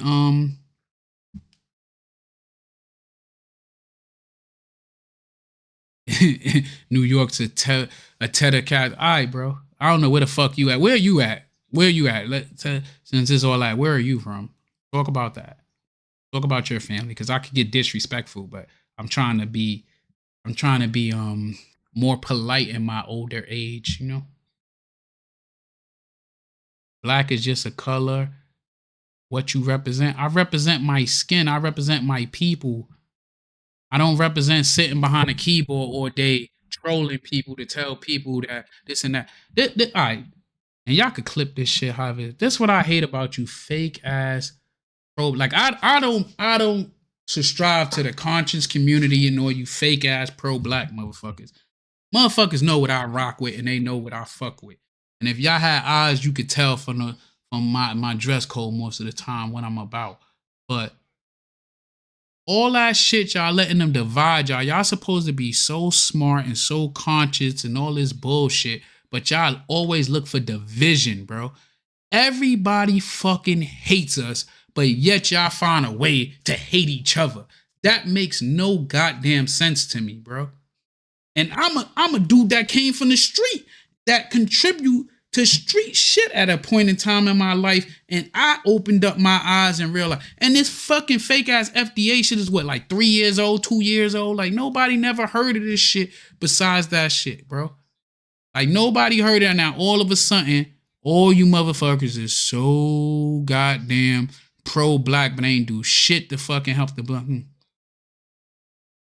Say, you ain't got 10 real blacks that rock with you. I'm out. Keeping mixed breed self over there. LA, y'all. I'm not going to disrespect LA. I lived out there for 4 years. Shout out to the real ones. But y'all some of the most mixed people out there. But it's cool. I don't know why the chat box really gave me. But yeah, like, you sound crazy. Shout out to Tariq Rashid. He fucking really got y'all feeling yourself. And y'all such have no identity that y'all just cling to anything, bro. I'm black. I'm black. I'm married to a black woman. I have black children. Yes, I have Caribbean descent, and I'm not gonna fucking not claim my Caribbean background, because I'm from one of the few islands that fucking fought against and actually did for self from Grenada. You motherfuckers just talking. Y'all got all the rights in the world and can do better, but y'all just yappity yap. and argue with other black people, but be scared when y'all see white people. Talk about that. Talk about that. How when you could get it, y'all scared of everything, man. Y'all talk all that fundamental shit, but don't pick up a fucking book. Pick up a book, and I hang out with real black people every day. You right, man. I ain't gonna let them get me off of topics, man. You right, man. We about to get back to the content. What the fuck is the coal?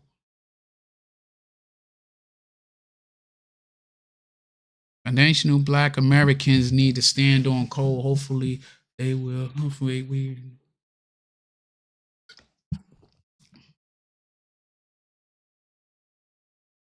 You back and you subscribe. I appreciate that. I take all subscribers.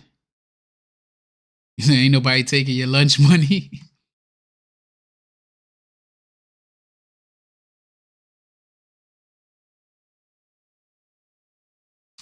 Listen, I don't have no issues with Tariq Nasheed. I mean, Tariq Nasheed is responsible for bringing us some of the greatest fucking scammers in fucking black history, like Umar Johnson. You know, we all know that, right? You know, he bought us that. He scammed motherfuckers too. But I like how he do stand on it. He gave y'all identity. If that's what y'all need to get better, you got to. I'm just black. I'm black. I'm cool with that, you know? I like black Americans, black Caribbeans, black Africans, black French people, black. I can't help it. I like blackity black, you know? I'm blackity black. Use a clown that ain't even got your picture up there talking that shit.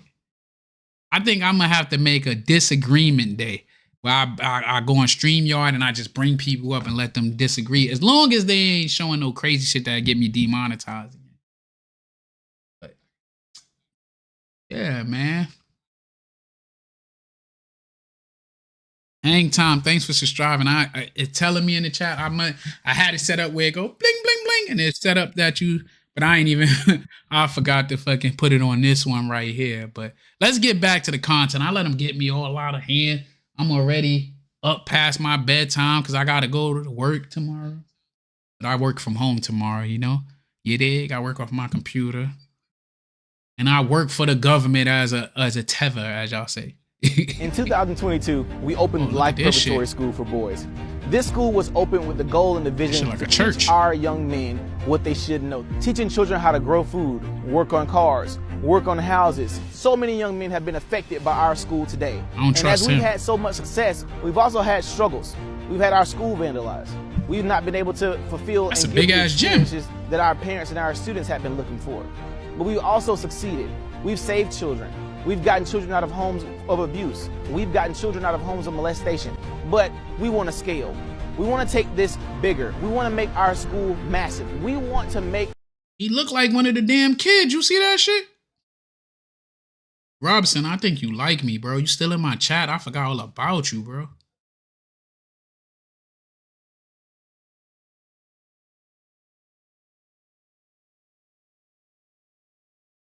I'm from the fucking Bronx, motherfucker. I was born and raised in the Bronx. Born and raised in the Bronx. My fucking great-great-grandmother came here almost a century ago. I was born in the Bronx. I represent the Bronx. I'm known in the Bronx. And people like you, I would have gave a wedgie growing up, bro. I would have gave you a wedgie. You know that? I would have gave you a wedgie. Atomic wedgie. I'd have put your little cheap-ass drawers over your head, bro. This school, the blueprint 40-something for years America. old. So take a walk with us as we show you the new 5-year plan to scale our vision. Back in 2022, many of you saw me live on the roof of our school for 2 months in the blazing heat to raise $1 million. Now we're gonna raise $10 million, but it's gonna cost us 200 miles. And I'm personally gonna walk those 200 miles from the city of Albany, Georgia, all the way to Atlanta, Georgia, in order to scale our vision. So let me show you what we're gonna do with $10 million. So one of the first things we thought about for our school was, where did we make mistakes? How did we go wrong? And one of the things we didn't think about was generating revenue for our school. Our school for the past 5 years has been running exclusively off of donations. So we decided to conduct a study for this neighborhood. And we also acquired this building. What do we plan to do with this building? We plan to open a laundromat. This laundromat could service this entire... If I lived here, I sound ignorant. Oh, you talk about him. If I lived here for my whole life, 43 years. My mama lived here her whole life, 70 or 60 something years. My daddy lived here his whole life, 70 years. My great great granddaddy was a fucking slave here and went back and bought the they family went and bought the land that they till to, you know. Tell me what you did with yourself besides sit here and talk in my chat. You're up at 12. Well, I guess it's 9 over there where you at. I just appreciate hit the fucking like button while you're here. Let's get back to the realness. We have to get out and go do for self. All right, folks, I'm getting ready to do Roland Martin Unfiltered on the Black Star Network. Look at this Do fat y'all fuck. remember that young brother from Georgia I had on the show who supported the Republicans' voter suppression bill, but he said that, oh, he don't do politics and sort of stuff along those lines, and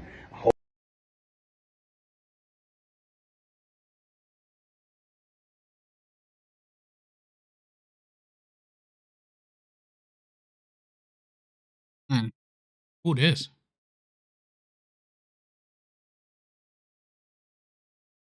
Is this a FBA?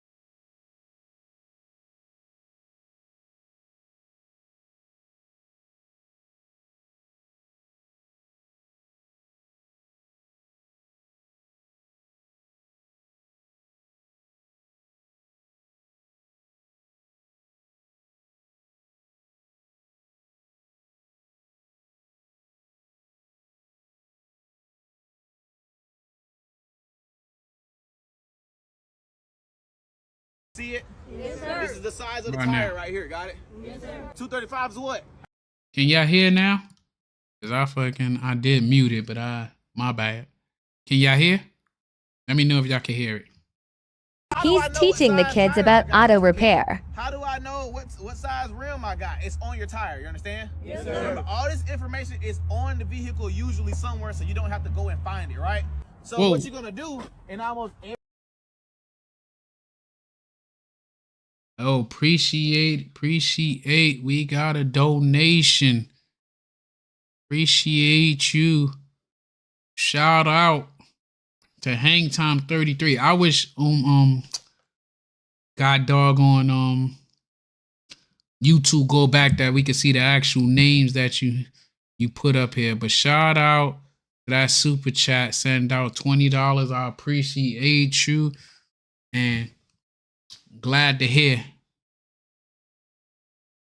And everybody else, hit that like button. It costs you nothing, but I appreciate y'all to hit that like button, man. every single vehicle, you're gonna open the door. Come over this side. You're gonna open the door. You're gonna look in the door jamb. Right. Just to let y'all know too, I'm going back to Umar school to see if that same bag of fucking trash is sitting out there from when I went in September. Only reason I ain't go back the last time, because I have my kids with me and they was tired of traveling over Thanksgiving and shit, so I ain't want to drive through there. But yeah, I'm going back. I'll give y'all an update. I'll go live from out there. Here, if you look here, and I'll let y'all all come around and see it. If you look right here in the door jamb, it's gonna tell you PSI how much pressure to put in your tire. You understand? Yes, so move out the way and let somebody else come see it. This is gonna be almost every vehicle. Somewhere it's gonna tell you. So now what we're gonna do, we're gonna look. All right, boom. So I found the size of the tire right here, right? Yes, sir. Can y'all see it? Yes, sir. This is the size of the tire right here. Got it? Yes, sir. 235 is what? How wide it is. All right, and then the 65 is what? How tall it is. Like the height from the rim, right? Yes, sir. R17 means what? The size of the rim. Exactly, all right? You wanna make sure you have tire pressure correct, and you wanna make sure you check the tire threads, you understand? Yes, sir. What I mean by tire thread. So this right here, y'all see all these little tracks right here? Yes, sir. This, come around this way so you can see it. Y'all see the thread right here? Yes, sir. If you can't see it, put somebody out the way so you can see it. All right, so this right here is going to tell you if you need a new tire or not. You understand? Yes, sir. This thread right here is going to tell you if you need a new tire. You see how I can stick my finger in there and it's really, really thick, right? Yes, sir. If you had a tire that needed a new tire. I ain't gonna hold you. I used to be bad at that shit, bro. My boys right now make fun of me all the time because I used to let my shit go crazy. Every state inspection, they say I need a new one. Now I got, new vehicles. And the last time I just went and bought brand new tires and shit. I used to buy the used tires, like, dang. But look at him. He doing the real work in the community, showing these kids how to actually survive in life and how to actually move. You know what I mean? They moving the needle. You get what I'm saying? They actually doing the do,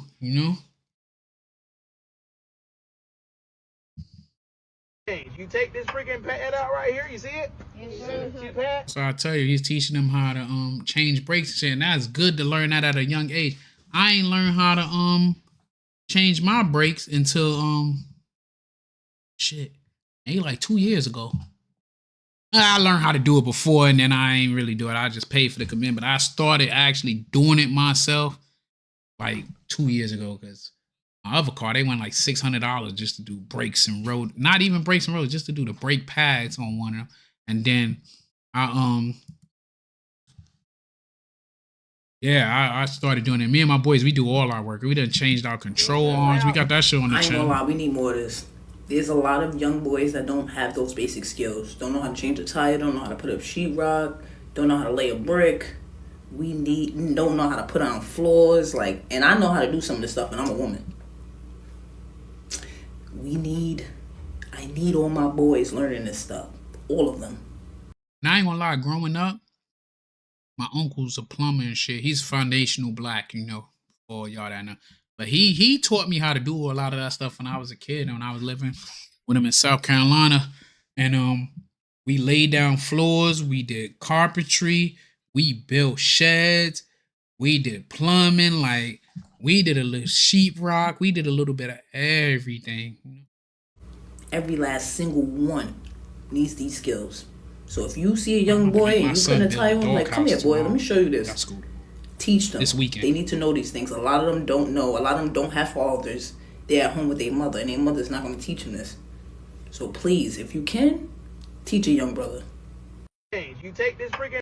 And I ain't gonna lie, it's a lot of kids without fathers. It's too many kids without fathers. I ain't gonna say a lot. It's too many kids without a male father living in the house. But it's a lot of kids that the father's there. We gotta stop pumping that agenda saying that we don't have fathers there and shit. Cause just because you're not with the mother or the mother don't want to be with you, don't mean that you're not a part of your children's life and stuff. Cause when I go to school for my kids, I see more fathers there with mothers. And I'm not saying that the mothers are not involved. What I'm saying is they live in life. It's a team effort. I take my kid to Korea there.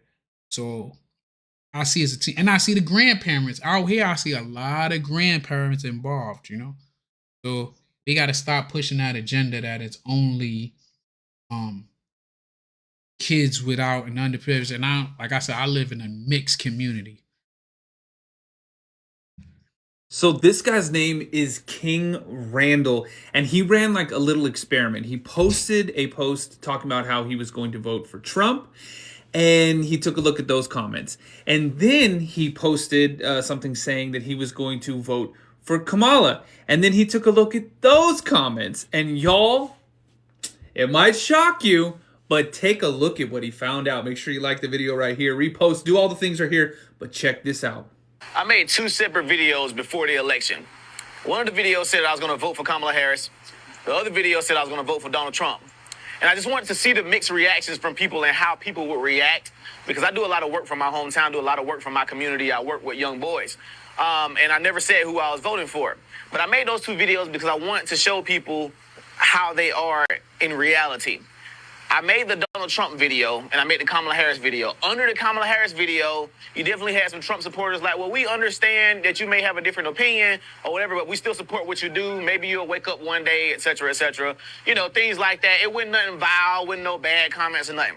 I made the Donald Trump video. I got people that unfollowed me. I got people saying they can't support nothing I do no more. I got folk calling me all types of names, et cetera, et cetera. But what's crazy is all of the Kamala Harris supporters have become what they accuse Trump supporters of being. When you say you support Donald Trump, y'all be ready y'all ready to hang to at the stake. You calling them all types of names, you're unfollowing me, you don't care what they're doing for their community, nothing. If you support Trump, if you I do so much, et cetera, et cetera. But all the people under the post, all the Trump supporters, when I said I was gonna vote for Kamala, it was all love anyway. They was like, well, we still support what you're doing. We still gonna donate. We still love the work, even though you don't have to support Donald Trump, et cetera, et cetera. So I've only received hate from the people that call themselves the tolerant side, the side that's supposed to be about love, the side that's supposed to be, that's not about. But it's crazy because anytime somebody doesn't agree with you, all you spew is, all you give is. So it's funny how everybody who call themselves Democrats, you have turned into what you accuse the Republicans of being. Let me know what you think about that in a comment right now. Seriously, leave a comment. Make sure you like the video. Post, repost, follow for more. All that shit he says. See you on the next one. All that stuff he just said. But listen, I will say this. Back then, if you said that you was anything like 6 months ago that was not, probably a little longer than that. It's almost a year. It's been a year. But, you know, last year, if you said that you was for anything other than the Democratic Party and you had a hue of black in you, you was getting crucified. Now we found out both of them ain't shit. The Democrats ain't shit. The Republicans ain't shit. They spew fucking racism like crazy. They doing but that bitch back to like 1962 highs with this shit. Like, it's just crazy how blatantly racist people is. But I knew it was. We all know it and shit. I think some people need to get slapped with the truth. But it's crazy because, like I said, I have friends that happen to be Caucasian. Yeah, I got Caucasian friends. I'm in the military. Of course, I got Caucasian. And they're not racist at all. And it's crazy to them because they be more upset about fucking racism than me. They be like, oh my God, I can't believe that guy was I didn't know he was a fucking racist. I'm like, how could you not tell? But, it is good people out there, it's bad people. I don't concern myself with motherfuckers like that shit. As long as you don't play with me, I think the problem is people don't beat people ass. If you beat people ass, then they tend to be the cure to racism and a whole lot of other shit, Extra $100 right now. What would you do? Hey, you take this freaking pad out right here. You see it? Yes, sir. See the pad? Yes, sir. Now, like I'm telling you, these don't need change. You understand? Yes, sir. These are fine. See how thick that is right there? Yes, If it needed to This be is changed, from a chick saying that. Roland Martin, are you working with us or against us? Because if not, just let us know. You know something that I peeped that whole time between you talking to that young man is that you know that he has something that's for his community that he's doing right. You know what I found was so freaking interesting? That while you asked these questions and he was a guest on your show, his name did not appear anywhere on the television, right? Then on top of that, you know that he has this program that he's probably funding out of community funds, right?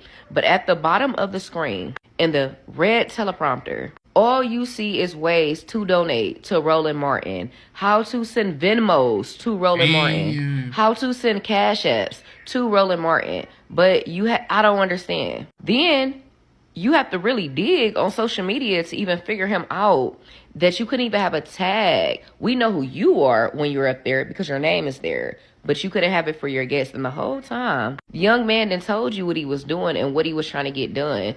And instead of being about the mission of what he needed to accomplish, you try to flip the script and try to make it seem like he was against something that has nothing to do with his cause. I tell y'all every single day to start paying attention to propaganda. Roland Martin, are you?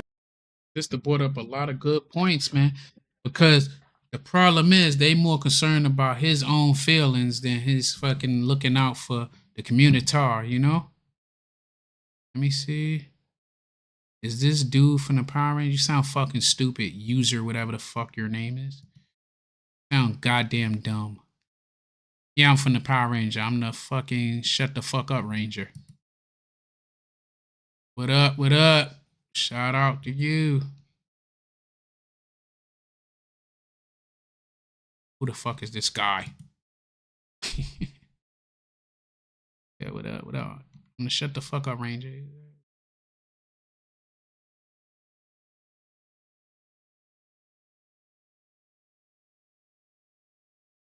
Appreciate you tuning in, man. Welcome to the party. And shit. Yeah, that is crazy that he had him on the show. You ain't gotta agree with the dude. You ain't gotta, y'all could have different point of views, different standpoints and shit. But he could at least put up there that the kid, because at the end of the day, if it's about the kids and you care about the community, you could be a Democrat, I could be a Republican, you could be an independent. If it's for the purpose of helping the community, you should be able to put all of that stuff to the side to better the community. Because if you better the community for one, you better it for everyone. Okay? But they too busy on their personal agenda. But you get paid $400,000 or $500,000 from the Democratic Party to do 2 or 3 interviews and just push this in the agenda, then Roland Martin, like I'm telling you, man, he's a clown.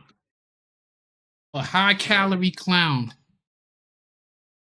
When you look inside a vehicle, you're gonna take the oil cap. You're gonna look at the oil cap. I'm pulling it off for you so that you don't have to move.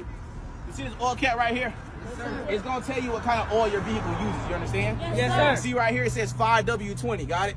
Yes, sir. I have yet to see a car that doesn't tell you. So every car on the lid is gonna tell Check you my what shit. I type don't of do oil oil the changes car on my uses. truck. You understand? Yes, sir. All right. I bought that shit. It came with Go to the lifetime store, oil You're changes. gonna say, I need some 5W20 motor oil. Got it? I want to know her age, Go boy. She in look this like she particular old as shit. vehicle. She Now, I probably like to get the best 25. oil to use so you can go longer without getting the oil change. His motor oil, got it? Yes, sir. This is a freaking oil filter pliers, got it? Yes, sir. Say oil filter pliers. Oil filter pliers. Drain pan. Drain pan. Drain pan. Drain pan. Say oil filter. Oil filter. Oil filter. Oil filter. Why do we need a jack stand? Because For extra support. Say extra support. Extra support. Extra support. Extra support. Basically, you don't want to die, you understand? Yes, sir. Drain plug, right? Yes, sir. It's a screw, but it's a drain plug, you understand? Yes, sir. So I ain't gonna hold you. When I go work on my car and shit, I take that shit on base to the hobby shop where they got the lift where I could put it on there and I ain't gotta worry about that shit falling down. Hey, man, you ain't gonna be stealing our thunder. You must not been here earlier when I was kicking Umar back in.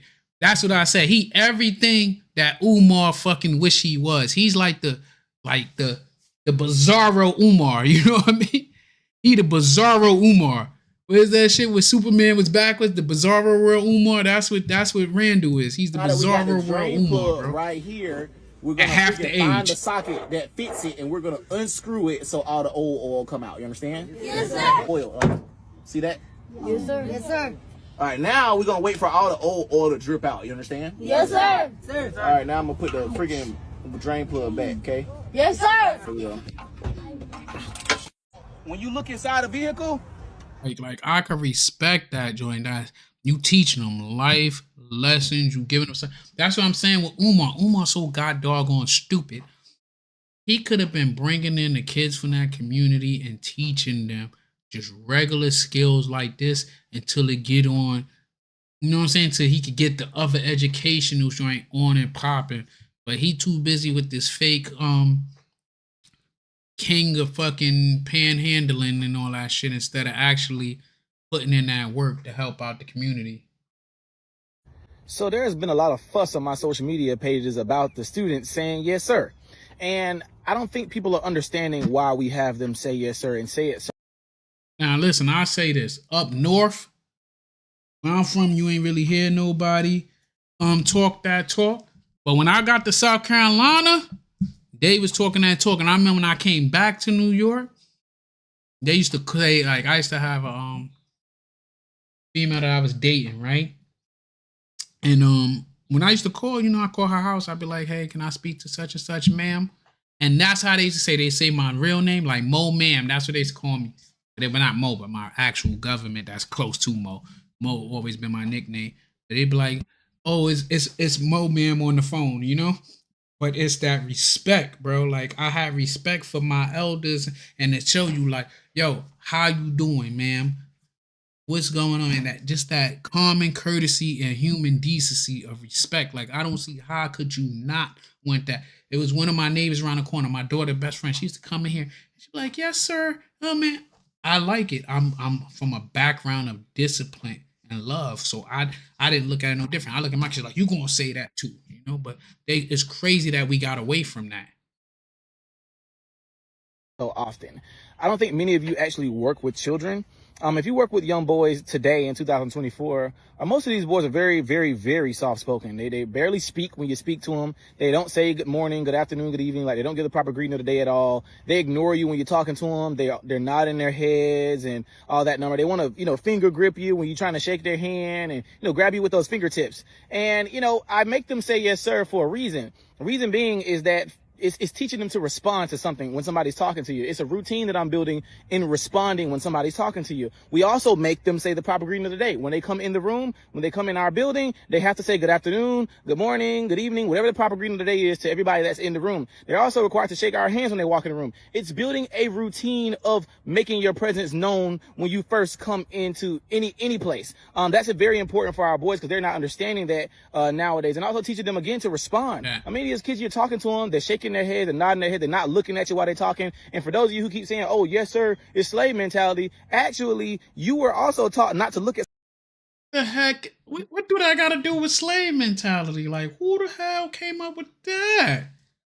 Y'all just be saying anything, having common courtesy, respect, and decency, saying yes, sir, no, sir, is slave mentality. Cut it out. Please stop the BS. Somebody in their face. You were taught not to speak loudly to your slave master, etc. So me telling them to look somebody in their face, project their voice, act like they know who they are, is actually teaching them against being a slave, because being a slave is somebody who cowers down and scared to speak and won't shake their hand and afraid to look somebody in their eye. That's what a slave is. So when I'm telling the kids to say yes, sir, it's not for me or me being egotistical. It's me building a routine in those students. Confidence. So routines build habits, habits build character, and character makes the man. That's why we make them say yes, sir, and make them say it loudly. It's to learn to project their voice and actually respond when somebody's talking to you, because so many boys nowadays actually don't talk back to you. They don't say anything. They're nodding their heads. They don't know how to shake hands, and they don't know how to get a proper greeting of the day. Please understand why we do that, and know that students are never going to stop saying yes, sir. So get over it or unfollow. Thanks so much. I respect that, bro. He's teaching them confidence. He's teaching them respect. He teaching them how to be humble, but still confident. Yeah, look a man in his eye. Have a firm handshake. You get what I'm saying? Open the door for a woman. Open the door for children. That's just common courtesy, decency, and respect. And that carries you on. Like, I remember a judge told me, respect is going to take you places education can't.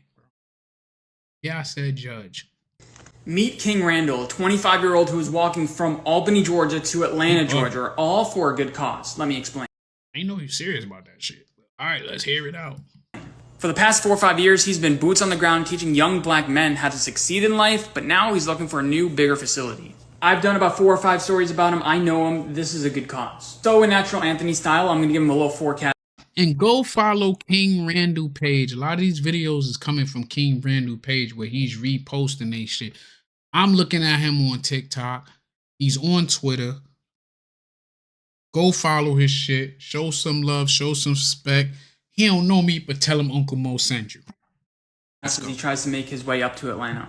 As King can probably attest, it's been hot, but the dew points for now are relatively low, so it's more of a dry heat. But that'll change starting tomorrow as the humidity starts to ramp up. These are dew points, 70s dew points. So he's going to be entering areas where it's going to start to feel like the triple digits pretty soon. But like I was talking about with my forecast today, there's a front coming in and rain chances are going to be on the increase. It's going to be a front that slowly pushes south, and then towards North Georgia, rain chances are going to be very high mid and late next week. That will lower temperatures from where they're at now, much above normal, but that means you're going to deal with rain. So King, be sure to stay safe, and every like that I get on this video, I'll be donating $1 to his foundation.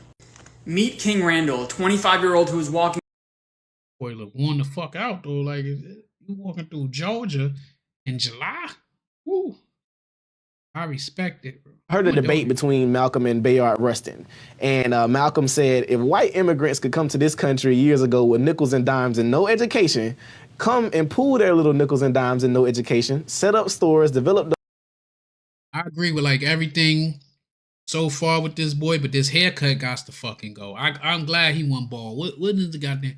This is 23. I'm glad he won ball because this haircut looks crazy, bro. Let's go. Those stores into larger stores, which turns into an industry, which creates job opportunities for their own kind. He said with us at that time having spending power of $20 billion, today it's over $1 trillion, not using any of that money to set up any industry, not setting up any factories, not setting up any job opportunities for our own kind, we're not in a moral position to point the finger today at the white man and claim that he's discriminating against us for not giving us jobs in factories we hadn't set up. So I'm listening to this, I'm like, this sounds like 2021. So I'm just like, man, so I'm like, well, if we say the schools are failing, why don't we try to open it up? I mean, he's getting some good points, but I don't, oh boy, he talking to is suspect. Our own schools. If we say that the hospitals are failing, why not opening our own hospitals? So I went on a quest. I told my boys, I was like, listen. We waiting for these fucking FBAs to fucking do it. I don't know how we're going to do it, but we're going to open us up a school one day. I'm not sure how we're going to do it. I heard a debate between. I mean, he do, like, I see one of the comments say he need to do more research and shit. Yeah, it's part of, like, I understand the point he's trying to hit. He not getting the whole story, but I understand the point that he's trying to hit, and I wholeheartedly respect that point of view and shit, you know? I'm gonna find that speech that he talking about. Martin, Malcolm X was talking about that shit. We gonna rock on to the next joint. Wow, Excuse me, ma'am. How you doing? I'm doing fantastic. My name is King Randall. I just wanted to ask you a question. Yeah. If you had an extra $100 right now, what would you do with it? Right now, I would spend it on my daughter because she is sick at home. Really? Flu, I believe. Okay. And Yes, ma'am. I just got off from work. Yes, ma'am. And she called me, and she had brain surgery also. So Really? She stayed in God Atlanta damn. for almost a year from that brain surgery. She had a stroke, so. Wow. Take care of her, so she's finally living back by herself. Yes, ma'am. And so that's what I'm doing now. I'm buying some stuff to take over there to fix her some medicine. Well, I so think that she could feel better. Wow, I think God put us in the right place. So here's an extra $100 for you. I do this for holidays and close to the holiday time. So I'm giving back because I believe in God being a blessing to me. So I try to be a blessing to others when I can. So this is an extra $100. Thank you so much. Yes, ma'am. I'm gonna I try to be a blessing. So I try to be yes, ma'am. and buy her stuff and give it the rest of it to her. Yes, ma'am. Well, do something nice for yourself. I see you working and stuff. So go get you some ice cream or something. Just take you a chill pill. Yes, ma'am. Yes, ma'am. Roscoe. Thank you so much. God bless you. Yeah. The only thing I disagree with though is I'm all for, helping people. I don't think you should be videotaping everything. Everything don't need to be televised. I understand, you know what I'm saying? If the goal is to push that to make others want to donate and want to contribute, I respect that shit. But I feel some things don't need to be televised. You get what I'm saying? Like it should come from the heart and it shouldn't be where you doing it for the, the likes, the views. It should be coming from the heart. That's just me. I don't knock the ones that do because the message is still getting across, but I just think that you should be doing it for, like, I hate motherfuckers that go give the homeless some shit, then be like, taking pictures of themselves after they done gave to the homeless. I feel like if it's coming from the heart, it should be done it should be like the integrity shit. You should be done when nobody's watching. It shouldn't have to be done because you're going to get like some kudos or anything.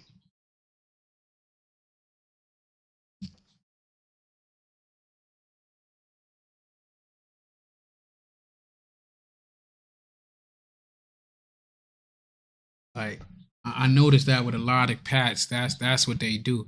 I don't think that's his thing, but I follow this guy, King Randall, on Twitter. He's doing his best to help young black men. What does he get in return? a completely trashed school. I'm completely disgusted. I follow this guy, King Randall, on Twitter.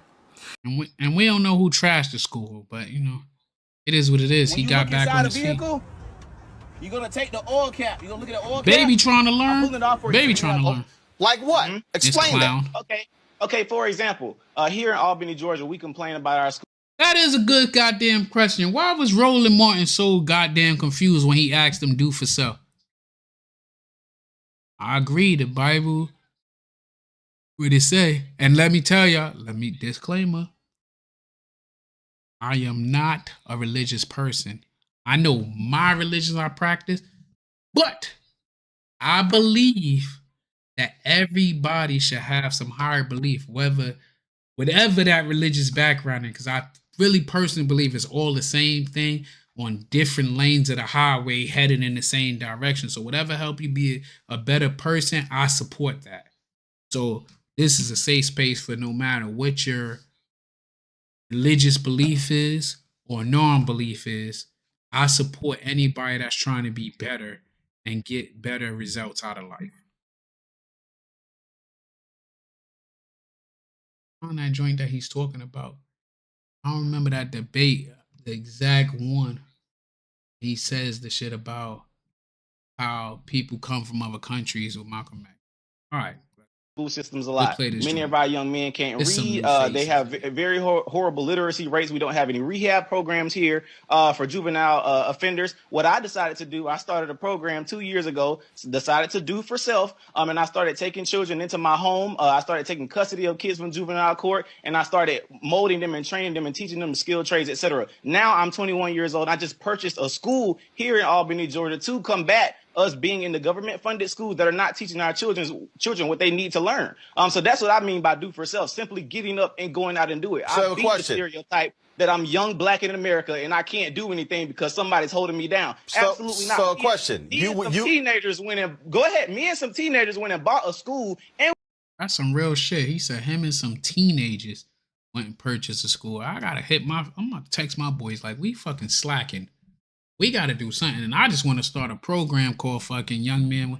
Well, I wanted to start it off as Young Man with a Future, but because I want to get, I don't want to limit it to just boys and girls, like boys. I want to, have everybody involved. So I'm going to call it young people with a future and just get the mentors. Like I'm in the military, so it's easy for me to get mentors from there. And then I got a homeboy that has a church and he's very, so I'm going to, we just bought a school bus simply from going out and doing work. We decided to go fix our own communities. I'm not expecting anything from no politician. I'm not expecting nothing from Donald Trump. Like what? Explain that. Okay. For example. Where do you think some of the problem stems? I mean, we talked about fatherhood at the very beginning. Do you think fatherhood is a major problem in that area? Yeah, absolutely. The lack of true male presence is probably one of the bigger issues. In order to be a man, you got to see a man. That's it. And people will try to say, oh, well, my mom, raised me by herself, and I was a good man. I said, your mom raised you by herself and you became a good man. It's because you was on a football team, you had a gym coach somewhere, you had male presence in your life. Your mom wasn't the sole person raising you completely. You never ran into any other men that had any impact on you, and no, absolutely not. And moms will be honest about that. But like, do not sit here and tell me that your mom. I must agree, man. Let me tell you a little bit about Uncle Mo, right? I even tell you how I got the name Uncle Mo. Before I was Uncle Mo, I was Little Mo. My father was Big Mo. My father's a wild boy growing up. He changed his life, but he was a gangster. So with that street life come street consequences. So my pops went to jail for a very long time. He was in jail from when I was like 2 till I was 13. And then went back by the time I was about before I graduated high school. He came out right before I got out of junior high school.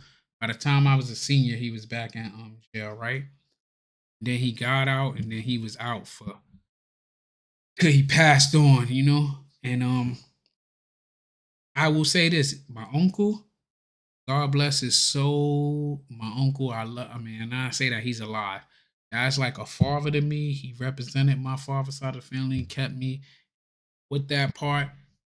Came and picked me up every weekend. Granted, it wasn't hard. He lived in the neighborhood where I could walk down the street. He took me places, took me fishing, fielding, and he also drove me to see my pops every weekend, right? And my pops used to drop jewels on me not to follow his footsteps, right? But I can say growing up, I probably had about 40 fathers. And I don't mean my mama was messing with 40 different men. I mean between my uncles, my school teachers, my community. I could not walk around the neighborhood and do certain things because somebody was going to smack me upside my head and make me get right. I went to private school up until 11th grade. And I wanted to go to public school. But in my community, I couldn't be out at a certain time. We, like, the community policed itself, man. I could not run around doing something crazy. When I heard somebody say, oh, that's Little Mo, I knew they knew my father. They call me Pop, I knew they knew my mother. But we had respect for the elders. I was raised. I see any elder, any adult, not even an elder, any adult carrying bags. We grab their bags, we carry it upstairs for them. We took care of the community. It was to the point that the old folks in our building, they would put their trash outside their door. And any one of us coming down the steps or see that trash in the hallway, we will pick it up and carry it downstairs.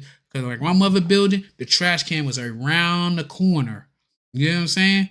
It was around the corner where it was down there like a block behind the building. So we would carry that up there and do it, you know what I'm saying, and put out the trash, do whatever. We didn't trash our hallway. We had holiday parties. We was a real community, and it took a village, and a village helped me get raised. And I remember when I went to the military, like everybody was so proud of me. Even just last Thanksgiving, and I'm 43 years old.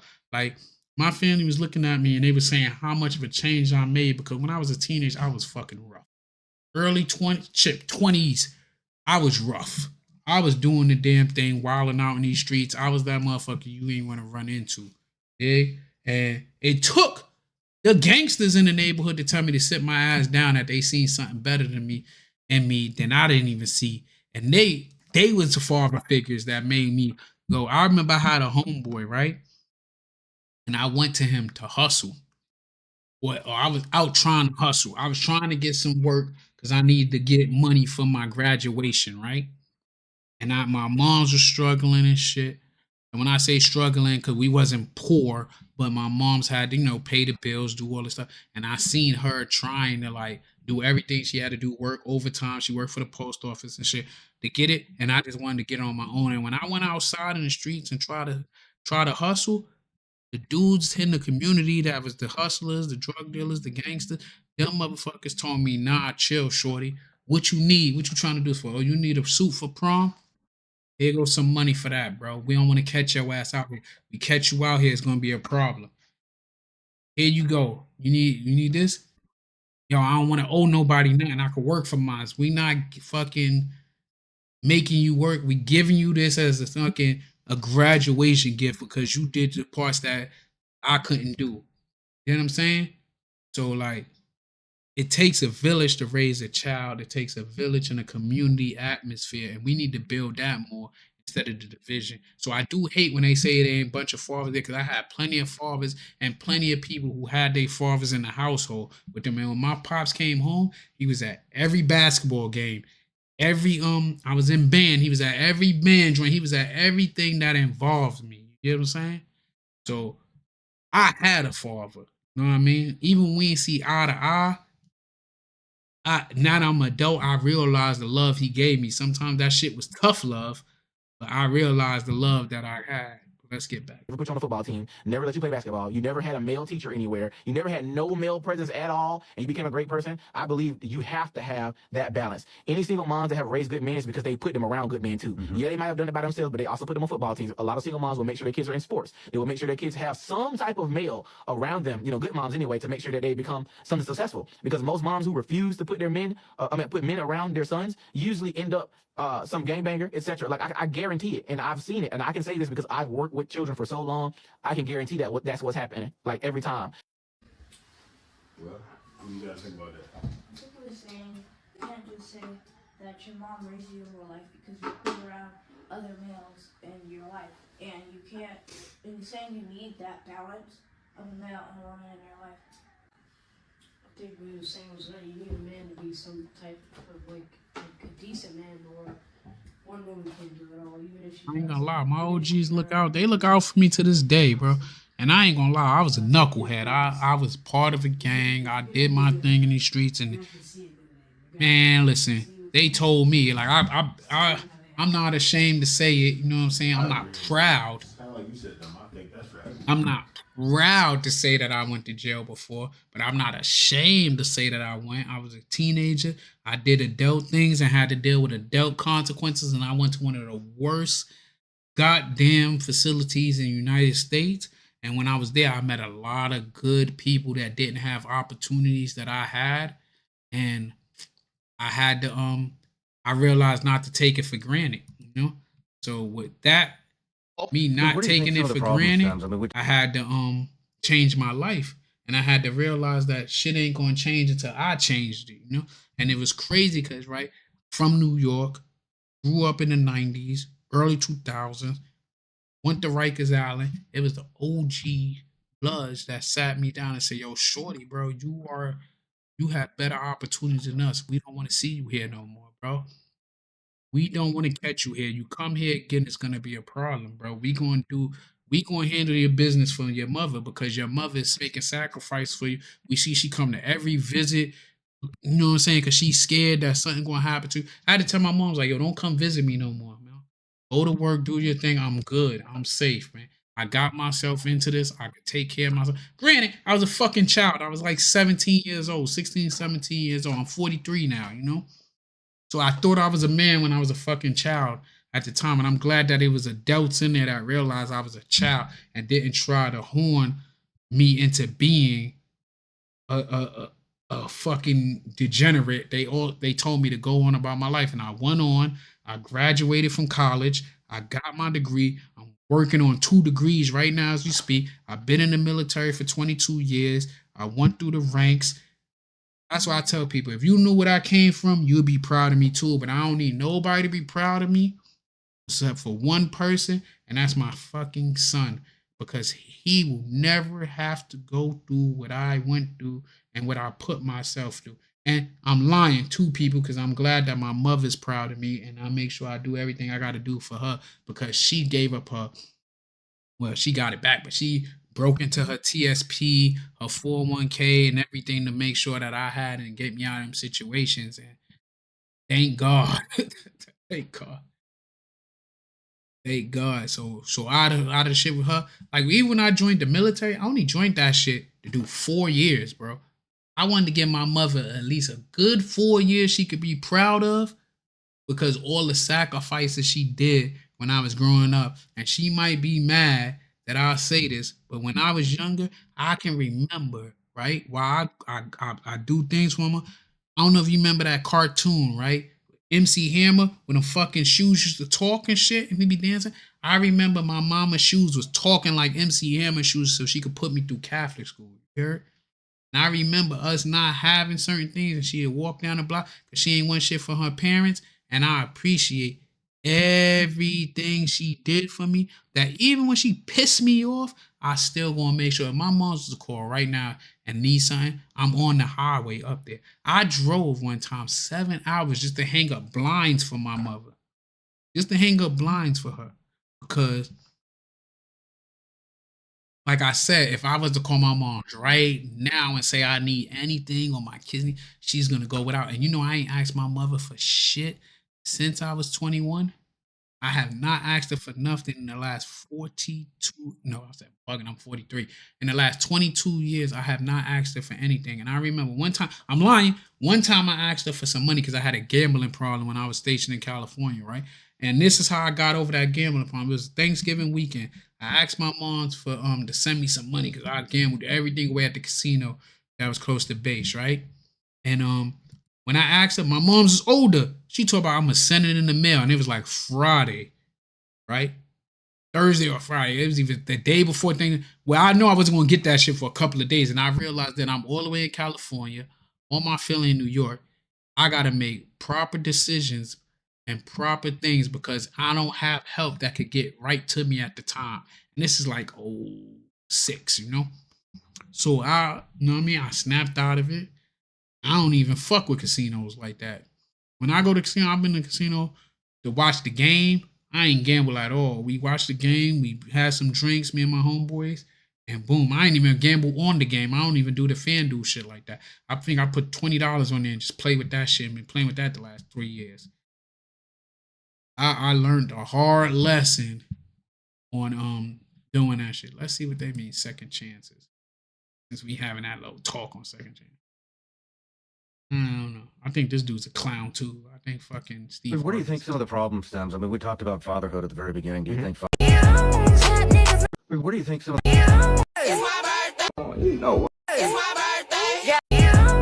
Where do you think some of the problem stems? I mean, we talked about fatherhood at the very beginning. Do you think fatherhood is a major problem in that area? Yeah, I mean, yeah, absolutely. The lack of Now, since we done seen what a good goddamn person is, let's see about this clown.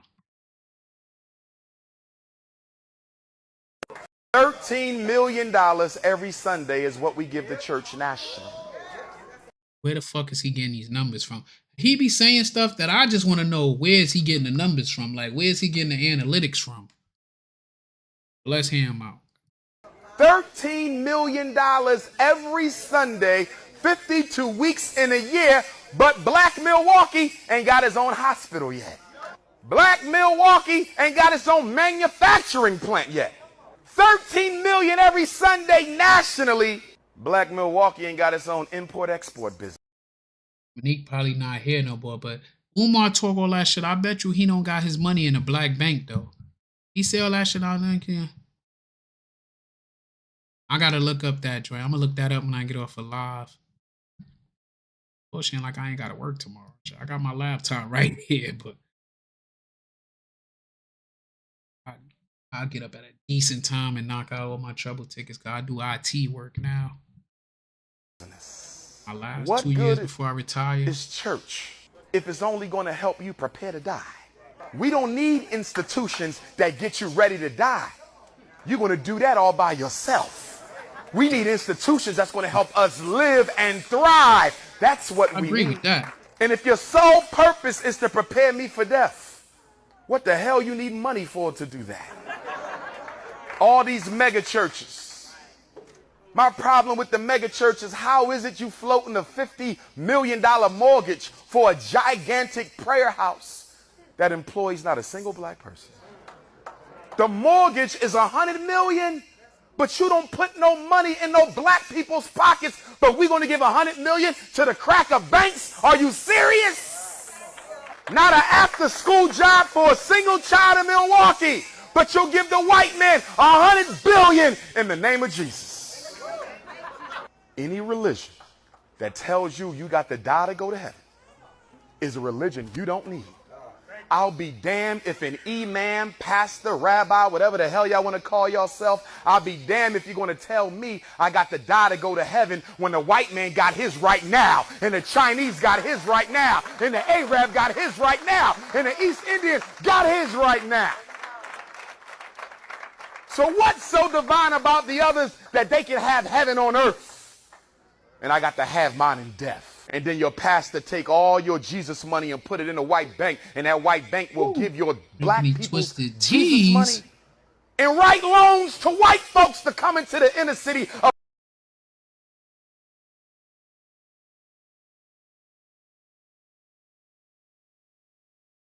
Yo, Dominique, I'm telling you, bro. I heard that. Like, I looked at an old video from him, and it talked about him having a YT lawyer, and I was bugging because I'm like, he be talking all that shit, and he give a lot of the money that he take from the black community. He do not circulate it back in the black community, and that's another thing. He talk shit about the black churches, like you said, but he always at a black church collecting money. I remember I went to a church. My mom's is so fucking mad at me, right? We went to church on New Year. She used to always force me to go to church on New Year. I don't know why she used to be. She knew damn well once I was of age, I was gonna do my own goddamn thing, right? And I mean, we went there, and it was a preacher, right? Right down the street is me. You know what I'm saying? And he telling us a story how he owed the IRS money and all this shit, right? I should have knew something was up because he had a goddamn ATM in the back of the church, man.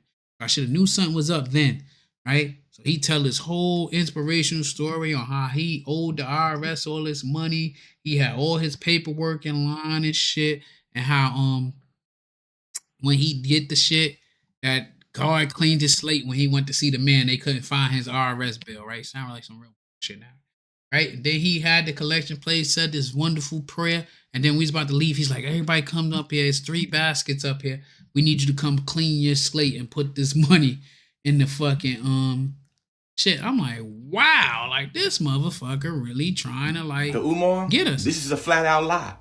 How did the Asians take over the black hair care industry? You know how the Koreans took it? Because the sisters doing hair was too busy what? Competing for customers. The brothers with the barbershops were too busy what? Competing for who got the best shape up instead of consolidating. And so the Koreans came to them and said, oh, all this money, none of them working together. Guess what we gonna do? We're gonna take over all the supplies. And now it's a what? Multi-billion-dollar business because black folks don't want to work together. Up shit. For sure. If you don't work together, you always give an opportunity for the Number one, that's a lie. In an article titled How Koreans Entered the Black Hair Care Business, it states that in I mean, Umar just be making up shit anyway as he go. 1965, the Korean wig merchants joined together and convinced the Korean government to outlaw the export on raw hair.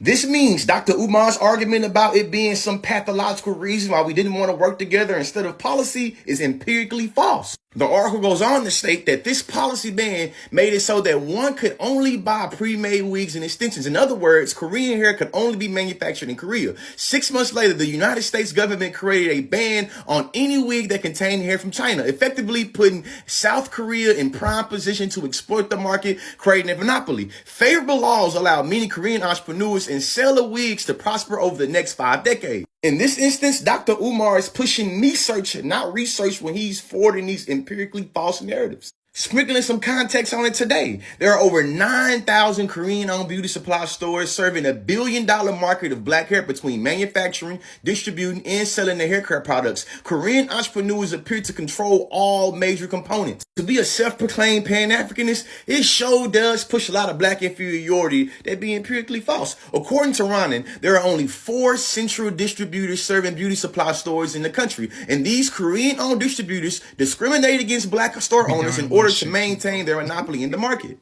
I made an entire YouTube video specifically getting into the historicity and the policies that make it where Asian businesses and the black community It's historicity. What do you mean, history? community are so dominant. Here goes one more source before I get up out of here, man. In this journal right here titled Ethnically Segmented Market, Korean-Owned Business Black Stores, it argues that Korean American sellers, the market main producers, maintain dominance not through structural or cultural advantages, but by collusion and exclusion. In mainstream economies, these strategies are employed by so many dominant firms that have become the staple of antitrust cases. During the 1970s, a combination of economic forces, racial structures, and shifting beauty standards initially propelled Korean-owned firms to power. Education is elevation, and check out this video if you want to learn more. Dr. Umar. A lot, bro. I watched that that joint. What was it? Chris Rock had that joint Good Here. That shit fucking enlightened me on some stuff that I ain't know. Yeah, I'm telling you, Umar be making shit up as he go. He always, what pissed me off with Umar when he's talking about black on black crime, and he talk about we the only ones that's the number one reason, number one cause for black people dying is black on black crime, and that's fucking a lie. The number one cause is heart disease.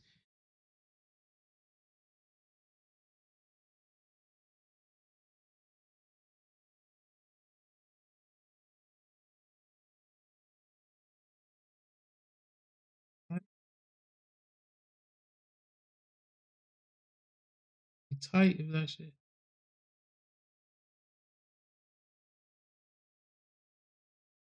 Take me off.